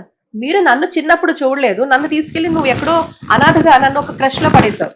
వాడు కొడతాడో తెలియదు, తిడతాడో తెలియదు, పెడతాడో తెలియదు, ఏమో తెలియదు. అమ్మ ప్రేమ వాడు పెట్టాడు, అమ్మ ప్రేమని వాళ్ళు చూపించారు. నాన్న లాలనా పాలనా ఆ క్రషుల్లో ఉండవు. మీరు తీసుకెళ్లి మమ్మల్ని పడేస్తున్నారు. మేము పెద్దయ్యాక మేము బిజీ అయిపోతున్నాం, మీరు కూడా తీసుకెళ్లి మిమ్మల్ని ఓల్డేజ్ హోమ్స్ లో పడేస్తాం. అయిపోయిందిగా. ఈ వ్యవస్థని మనమే పెంచి పోషిస్తున్నాం. తప్పు ఎక్కడ మనం చూస్తే తప్పు మనలోనే ఉంది. ఎప్పుడైతే ఒకసారి ఇంట్రాస్పెక్షన్ చేసుకుంటామో, మీరు అడిగిన ప్రశ్నలో ప్రతి ఒక్కరు, ప్రతి అమ్మాయి, ప్రతి అబ్బాయి, ప్రతి అమ్మ, ప్రతి నాన్న, ప్రతి ఒక్కరం కూడా మనం ఏం చేస్తున్నాం ఒకసారి ఇంట్రాస్పెక్ట్ చేసుకుంటే అసలు మన జీవితకాలం ఎంత ఉంది, దాంట్లో మనం ఎంత టైం వేస్ట్ చేస్తున్నాము, ఎంత వృధా చేస్తున్నాము, మన స్వార్థం కోసం మనం ఎంతని బలి చేస్తున్నాము, ఎంతమందిని దూరం చేసుకుంటున్నాము, మనమే బలైపోతాము లాస్ట్కి, దానికి ఆహుతి అయ్యేది మనమే అని మనం తెలుసుకోలేకపోతున్నాం. సో ఇవన్నీ కూడా జరగాలి అంటే మనలో ఒక అవగాహన ఉండాలి, కుటుంబం మీద ప్రేమ ఉండాలి, సమాజం మీద ప్రేమ ఉండాలి, అన్నిటికీ మించి దేశం మీద ప్రేమ ఉండాలి. ఎప్పుడైతే ఇవి ఉంటాయి ఇవన్నీ సుసాధ్యమే. ఈరోజు సూసైడ్స్, డిప్రెషన్ ఇవన్నీ కూడానండి అవగాహన లోపం ఒకటి. అది ఎప్పుడు జరుగుతుంది? వాళ్ళకి ఎప్పుడైతే సత్సంబంధాలు, ఒక ఎక్స్ప్రెషన్ అండి. ఇప్పుడు ఒక మంచి హ్యాపీ ఫ్యామిలీ అండి, మీ ఇప్పుడు మిమ్మల్ని చూస్తే నేను చెప్పగలగాలి, లక్ష్మి గారు ఏంటి ఎందుకు డల్గా ఉన్నారని అడగగలగాలి నేను. అంటే అంతటి ఇంటర్పర్సనల్ రిలేషన్ మీకు నాకు ఉండాలి, కనెక్ట్. మీరు కొంత ఇలా డల్గా ఉన్నా, నీరసంగా ఉన్నా నేను అడగగలగాలి, మీరు సంతోషంగా ఉంటే ఏంటి సంగతి అని అడగగలగాలి. So we are not able to read others, మనం తెలుసుకోలేకపోతున్నాం. కాబట్టి ఎంత మనం పోగొట్టుకుంటామండి, ఏది రాదు. చివరికి ఈ ప్రస్థానం అంతా అయిపోయేసరికి ఎప్పుడో మన వృద్ధాప్యంలోకి వెళ్ళినప్పుడు ఒక్కసారి తొంగి చూస్తే మిగిలేది శూన్యం, కన్నీళ్లు తప్ప. ఇది అవసరం అంటారా? దేవుడు అందమైన జీవితం ఇచ్చాడు, అద్భుతమైన జీవితాన్ని ఇచ్చాడు. నీకున్న దాంట్లో సంతృప్తిగా బతుకుతూ, అర్థవంతంగా బతుకుతూ, నీ జన్మకి నువ్వే కాదు నీ తోటి వారికి కూడా న్యాయం చేస్తూ, సమాజానికి న్యాయం చేస్తూ, దేశ హితం కోసం పనిచేయమని భగవంతుడు పంపించాడు. అది మనం గుర్తు చేసుకుంటే అన్ని సుసాధ్యాలే. కాబట్టి life satisfaction highest. People say that ఈ హ్యాపీనెస్ ర్యాంకింగ్ లో Bhutan is number 1 in the world. మీకు తెలుసా? భూటాన్ రాజ్యం ఇప్పటికీ అది రాజుల దీంట్లోనే ఉంది. భూటాన్లో హ్యాపీనెస్ స్కేల్ అనేది హైయెస్ట్ అన్నమాట. సో అందుకని నేనేమంటానంటే హ్యాపీనెస్ కి మించింది ఏది లేదు. ఒక్కసారి ఈ ఇంటర్వ్యూ చూసిన తర్వాత అయినా ప్రతి అమ్మలు వాళ్ళ పిల్లలకి చక్కగా గోరుముద్దలు మర్చిపోయారండి, స్విగ్గీలు, జొమాటోలు రీప్లేస్ చేస్తున్నాయండి. నేనేమంటానంటే గోరుముద్దలతో మళ్ళీ పిల్లలకి అన్నం తినిపిద్దాం, బెడ్ టైం స్టోరీస్ చెప్తాం, పొద్దునే లేచి వాళ్ళతో కలిసి వాకింగ్కి వెళ్దాం, ఒక్క పూటైనా అమ్మా నాన్న పిల్లలు కలిసి భోంచేద్దాం. డిజిటల్ డీటాక్స్ అనేది కంపల్సరీ మన లైఫ్స్లో కావాలి. పిల్లలకి నువ్వు ఫోన్స్ వద్దు, అడిక్షన్ వద్దు అని చెప్పే ముందు మనము డీ అడిక్ట్ అవ్వాలి. మనం డీఅడిక్ట్ అయ్యి వాళ్ళని కూడా డీఅడిక్ట్ చేస్తే చాలా వరకు అద్భుతంగా కుటుంబాలు ఉంటాయి. హాయిగా సరదాగా మన జీవితంలో మన ధర్మం ఏం చెప్తుందో పాటిస్తూ, అలాగే మన కుటుంబం మనం ఎప్పుడైతే ఇవన్నీ పాటిస్తామో we are a healthy family, both psychological గా ఫిజికల్ గా, ఇవన్నీ మంచి అలవాట్లతో ఒక హెల్దీ ఫ్యామిలీ హెల్దీ సొసైటీ నిర్మిస్తుంది, ఒక హెల్దీ సొసైటీ ఒక హెల్దీ కంట్రీ నిర్మిస్తుంది. కాబట్టి ఈ ఆలోచనతో ముందుకెళ్తే ఈ రుగ్మతలు ఏవి ఉండవండి. Okay. Let us understand each other. Okay, right Yamuna గారు. అలాగే ఇప్పుడు చూసుకున్నట్లయితే ట్రెండింగ్ టాపిక్ యుద్ధం నడుస్తుంది. సో ఇరాన్ మీద ఇజ్రాయెల్ అమెరికా కలిసి దాడి చేస్తున్నాయి. సో ఇప్పుడు దేశాల మధ్య ఇలా శాంతి భద్రతలు ఎందుకు లోపిస్తున్నాయి అంటారు? ఆధిపత్య పోరు ఇదేం కొత్త కాదు, అనాదిగా కూడా మనం చూస్తా ఉన్నాం. రాజ్యాల మధ్యలో ఎప్పుడైనా కూడా ఒక మనిషి ఇంకో మనిషి మీద దాడి చేస్తున్నారు అంటే అది ఏ దేశమైనా సరే అది ఆధిపత్య పోరు మాత్రమే. నేనేమంటానంటే ఈ రోజు కొంతమంది ఇప్పుడు కొంతమందికి కొన్ని రీజన్స్ ఉంటాయి. నేనే వెళ్ళాలి, లేకపోతే నేను బోధించిందే పక్కన వాడు ఆచరించాలి, లేకపోతే నేను చెప్పిందే పక్కన వాడు వినాలి అని. బలవంతుడు బలహీనుణ్ణి లోపరుచుకోవడం, లేకపోతే బలహీనుణ్ణి బలవంతుడు సప్రెస్ చేయడం మనం చూస్తూ ఉన్నాం.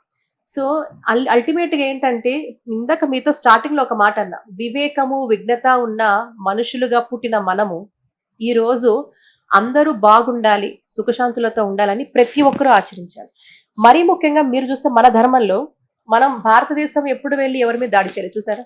ఇప్పుడే కాదు, అనేక సందర్భాలలో కూడా మన దేశానికి వచ్చి మన మీద దాడి చేసి, మన మీద దోపిడీ చేసి, మన దగ్గర ఉన్నవన్నీ కూడా లాక్కొని పోయినారు. కానీ మనం ఎక్కడా కూడా ఒకరిని దాడి చేసినట్టు, బాధ పెట్టినట్టు చరిత్రలో ఆనవాలే లేవు, ఉండవు కూడా. ఎందుకు వస్తుంది? మన ధర్మం అంత గొప్పది కాబట్టి. ఎందుకు మాట్లాడుతున్నానంటే ఈ రోజు మళ్ళీ చెప్తున్నా, మన ధర్మం గొప్పది కాబట్టి. మన ధర్మం ఏం చెప్పింది? నీ వరకు నువ్వు ఎలా ఉండాలి, ఎలా ప్రవర్తించాలి, నువ్వే కాదు నీ జీవిత లక్ష్యం ఏంటి, ఆ పరమాత్ముడిని అర్థం చేసుకోవడం, నీ యొక్క మోక్షానికి మార్గం నువ్వు చూసుకోవడం, నువ్వు ఒక ఉన్నతమైన మనిషిగా ఎదగడం అనేది చెప్తుంది. ఇందులో చాలా నీతి నియమాలు కట్టుబాట్లు చాలా ఉన్నాయి. మిగతా వాళ్ళకు ఉన్నాయా? ఉంటే ఎందుకు జరుగుతుంది ఇన్ని యుద్ధాలు? ఎందుకు దాడి చేసుకుంటున్నారు? ఎందుకు యుద్ధాలు చేసుకుంటున్నారు? కాబట్టి ఇక్కడ అర్థమవుతుంది అంటే మన ధర్మం ఎంత గొప్పది అని మనకు అర్థమవుతుంది. అంటే ఈరోజు ప్రపంచంలో కూడా ఒక ఆధిపత్యంతో నువ్వా నేనా, పక్షులకు లేవే ఆధిపత్యం, జంతువులకు లేవే ఆధిపత్యం, మీకు నాకు ఎందుకు ఏ దేశానికైనా ఎందుకు? అంతే కదా, హాయిగా పక్షులు సైబీరియా నుంచి వస్తాయి తెలుసా మీకు? మన దేశంలో ఎక్కడ Siberia, it's a coldest place, right? అక్కడ నుంచి పక్షులు వస్తాయండి మన భారతదేశానికి. హద్దులు దాటి పక్షులు వస్తున్నాయి, జంతువులు ఉంటున్నాయి, అనేక జీవకోటి రాసులు ఉంటున్నాయి. కానీ వివేకం విఘ్నత ఉన్న మనిషి మాత్రం హద్దులు గీసుకుంటూ, తన చుట్టూ ఇవన్నీ గీసుకుంటూ, ఎంతో మందిని బాధ పెడుతూ, ఎంతో మందికి కష్ట నష్టం కలిగిస్తూ, ఎంతో మందిని హతమారుస్తూ తన జీవితం వ్యర్థంలా మార్చుకుంటున్నాడు. మనిషి అంటే ఎవరైనా కూడా అసహించుకునే స్టేజ్కి ఒక మనిషి వెళ్తున్నాడు. అది నిజంగా దుర్మార్గం. దానివల్ల వచ్చేది ఏం లేదు. ఈరోజు ఏ దేశమైనా వాళ్ళకున్న న్యూక్లియర్ వెపన్స్ని వాడుతూ ఏం చేద్దాం అనుకుంటున్నారు? మనం అందరం విన్నాం హీరోషిమా నాగసాకి. అప్పుడు ప్రపంచ యుద్ధం జరిగినప్పుడు ఈ రోజుకి కూడా హీరోషిమా నాగసాకిలో ఒక గడ్డి మొక్క మొలవట్ల. ఎందుకని? ఎప్పుడు ఆ రోజుల్లో ప్రపంచ యుద్ధాలు జరిగినప్పుడు ఎంత నష్టం ఆ రసాయనాల వల్ల కానివ్వండి, దాని నుండి వచ్చే ఆ న్యూక్లియర్ ఎఫెక్ట్ వల్ల ఎంత నష్టం జరిగింది. అది ఇప్పటికీ కోలుకోలేని ఒక స్కార్ లాగా మనకి కనపడుతుంటుంది. అలాంటిది ఈరోజు ఇంకా అణువాయుధాలు అనేక దేశాలు అందరం కూడా, ఎందుకంటే నువ్వు చేస్తున్నప్పుడు రక్షణగా ప్రతి వాళ్ళు చేసుకోవాల్సింది. కానీ ఈరోజు అవన్నీ ఉపయోగిస్తే ఈరోజు ప్రపంచాన్ని శ్మశానం చేద్దాం అనుకుంటున్నారా వీళ్ళు అనేది మనకు తెలియదు. అందరూ పోతే ఎవరు నేల్తారు? దేని మీద వీళ్ళకి ఆధిపత్యం కావాలి? కాబట్టి మనం ఎంతో డెవలప్డ్ నేషన్స్ అంటున్నాం, డెవలప్డ్ కంట్రీస్, డెవలప్డ్ నేషన్స్, మేము ఇంత సాధించాం, మేము ఇన్ని తెలుసుకున్నాం, న్యూక్లియర్ వెపన్స్ ని సాధించాం, మనిషిని బతికించే సాధన చేశారని అడుగుతున్నాం. ఈ రోజు మనుషుల్ని చంపే సాధన మీరు చేశారు కదా, నిజంగా మనుషుల్ని బతికించే సాధన వీళ్ళు చేయగలుగుతున్నారా? ప్రాణం పోయలేరు కదా. మరి ప్రాణం పోయలేని వాడు ప్రాణం తీసే హక్కు ఎక్కడ? ఎవరికి ఉంది. కాబట్టి ఈరోజు ఎవరైనా దేశాలు హద్దులు దాటి ఈరోజు ప్రపంచ దేశాలు కూడా మానవత్వం, శాంతితత్వం, మానవత్వం, శాంతితత్వం, ప్రేమతత్వం ఈ మూడు లేకపోతే ఆ దేశాల ఉనికి, ఆ దేశాలే కాదు అవి ఆచరించే ఇటువంటి ఎవరైనా, ఒక నీచమైన ఆలోచనలు ఆచరించే ఎవరైనా కూడా ప్రేమ, శాంతి, మానవత్వం లేని ఎవరైనా ఏ దేశమైనా కూడా వాటికి ముగింపు తప్పదు. కాబట్టి భగవంతుడు ఈ మూడు ఇచ్చాడు, వీటితో బతకమన్నాడు, అది బతకన్నాడు, వాళ్ళకి అంతం తప్పదనేది నా ఆలోచన. ఓకే రైట్ యమున గారు. అలాగే చివరిగా ఉమెన్స్ డే స్పెషల్ మీరు మహిళలకు ఇచ్చే సందేశం ఏంటి? నేను ఒకటే అంటాను, ఈ దేశంలో, ఈ భారతావనిలో అనేక మంది వీరవనితలు పుట్టిన గడ్డ ఇది, అనేక మంది వీరులను తయారు చేసిన గడ్డ కూడా ఇది. శివాజీ మహారాజ్ మనం తీసుకుంటే మరి అమ్మ ఆ రోజు ఎంత చేసింది, వీర వనితలు, వీర మాతలు పుట్టిన గడ్డ భారతదేశం. మనం ఒక్కసారి మళ్ళీ కూడా ఈ రోజు ఈ భారతదేశంలో ఆడవాళ్ళకి ఇది లేదన్నో, వీఆర్ ఎన్ ఎంపవర్డ్ నేషన్. ఉమెన్ ఎంపవర్మెంట్ కి నిజంగా కూడా ఒక ఉదాహరణ ఇవ్వాలి అంటే ఇది భారతదేశం మాత్రమే. ఎందుకంటే మళ్ళీ అంటున్నాను, మీకు ఇందాక అనేక ఎగ్జాంపుల్స్ చెప్పాను. భారతదేశంలోనే ఈ రోజు నేను ఇందాక చెప్పినట్టుగా 200 సంవత్సరాలు మన బుర్రని వాష్ చేశారు. కానీ దానికి ముందు దేశ నలుమూలలా కూడా అనేక మంది మహిళలు వీరోచితంగా తన రాజ్యం కోసం, తన కుటుంబం కోసం, రాజ్యం కోసం, సమాజం కోసం, దేశం కోసం ప్రాణాలకు సైతం తెగించి కష్టపడింది, నించుంది, ప్రొటెక్ట్ చేసింది ఆవిడ. అంతటి ధైర్యశాలులు పుట్టిన ఈ దేశంలో మళ్ళీ ఒకసారి మనము మన స్మృతులను గుర్తు చేసుకుందాం. మన వారసత్వం ఏంటి అంటే, మన ఈ DNA ఏంటి భారతీయుడి అంటే ఈ ఈ ఈ మాతలు, ఈ అమ్మలు, వీర వనితలు, వీర మాతలు. ఒక్కసారి మన DNA అంత గొప్పది. సో అంతటి ఉన్నతమైన మహిళల వారసత్వం నుంచి వచ్చిన మనము వాళ్ళని స్ఫూర్తిగా తీసుకుందాము. భారతదేశంలో ప్రతి మహిళ empowered. We are already empowered nation. భారతదేశం ఎంపవర్డ్ నేషన్. ఉమెన్స్, మహిళా సాధికారత ఆనాడు ఉంది, ఈనాడు ఉంది. ఆనాడు ఉన్న సాధికారత ఈ రోజు అనేక కోట్ల సార్లు మళ్ళీ మనం పెంపొందించుకోవాల్సిన అవసరం ఉంది. అది ఒక్కసారి మనం గుర్తు చేసుకుంటే మన దేశంలో ఉన్న ప్రతి మహిళ కూడా మహిళా సాధికారతకు నిదర్శనంగా, నిలువత్తు నిదర్శనంగా ఈ తల్లులందరూ ఉంటారు, మాతృశక్తులుగా ఉంటారు. మరి మనమందరం మన పూర్వీకుల్ని, మన అమ్మలని, మన మాతృశక్తుల్ని గుర్తు చేసుకుందాం. ఈ మహిళా దినోత్సవం ఒక్క రోజుకి పరిమితం కాదు. ఇది ప్రతిరోజు మనం మన ఒక పూర్వీకుల ఒక త్యాగాలని, వాళ్ళ గొప్పతనాన్ని గుర్తు చేసుకుంటే ప్రతి మహిళ కూడా ఒక మాతృశక్తిగా మారాలి అనేది నా ఆలోచన, అదే నా సందేశం కూడా.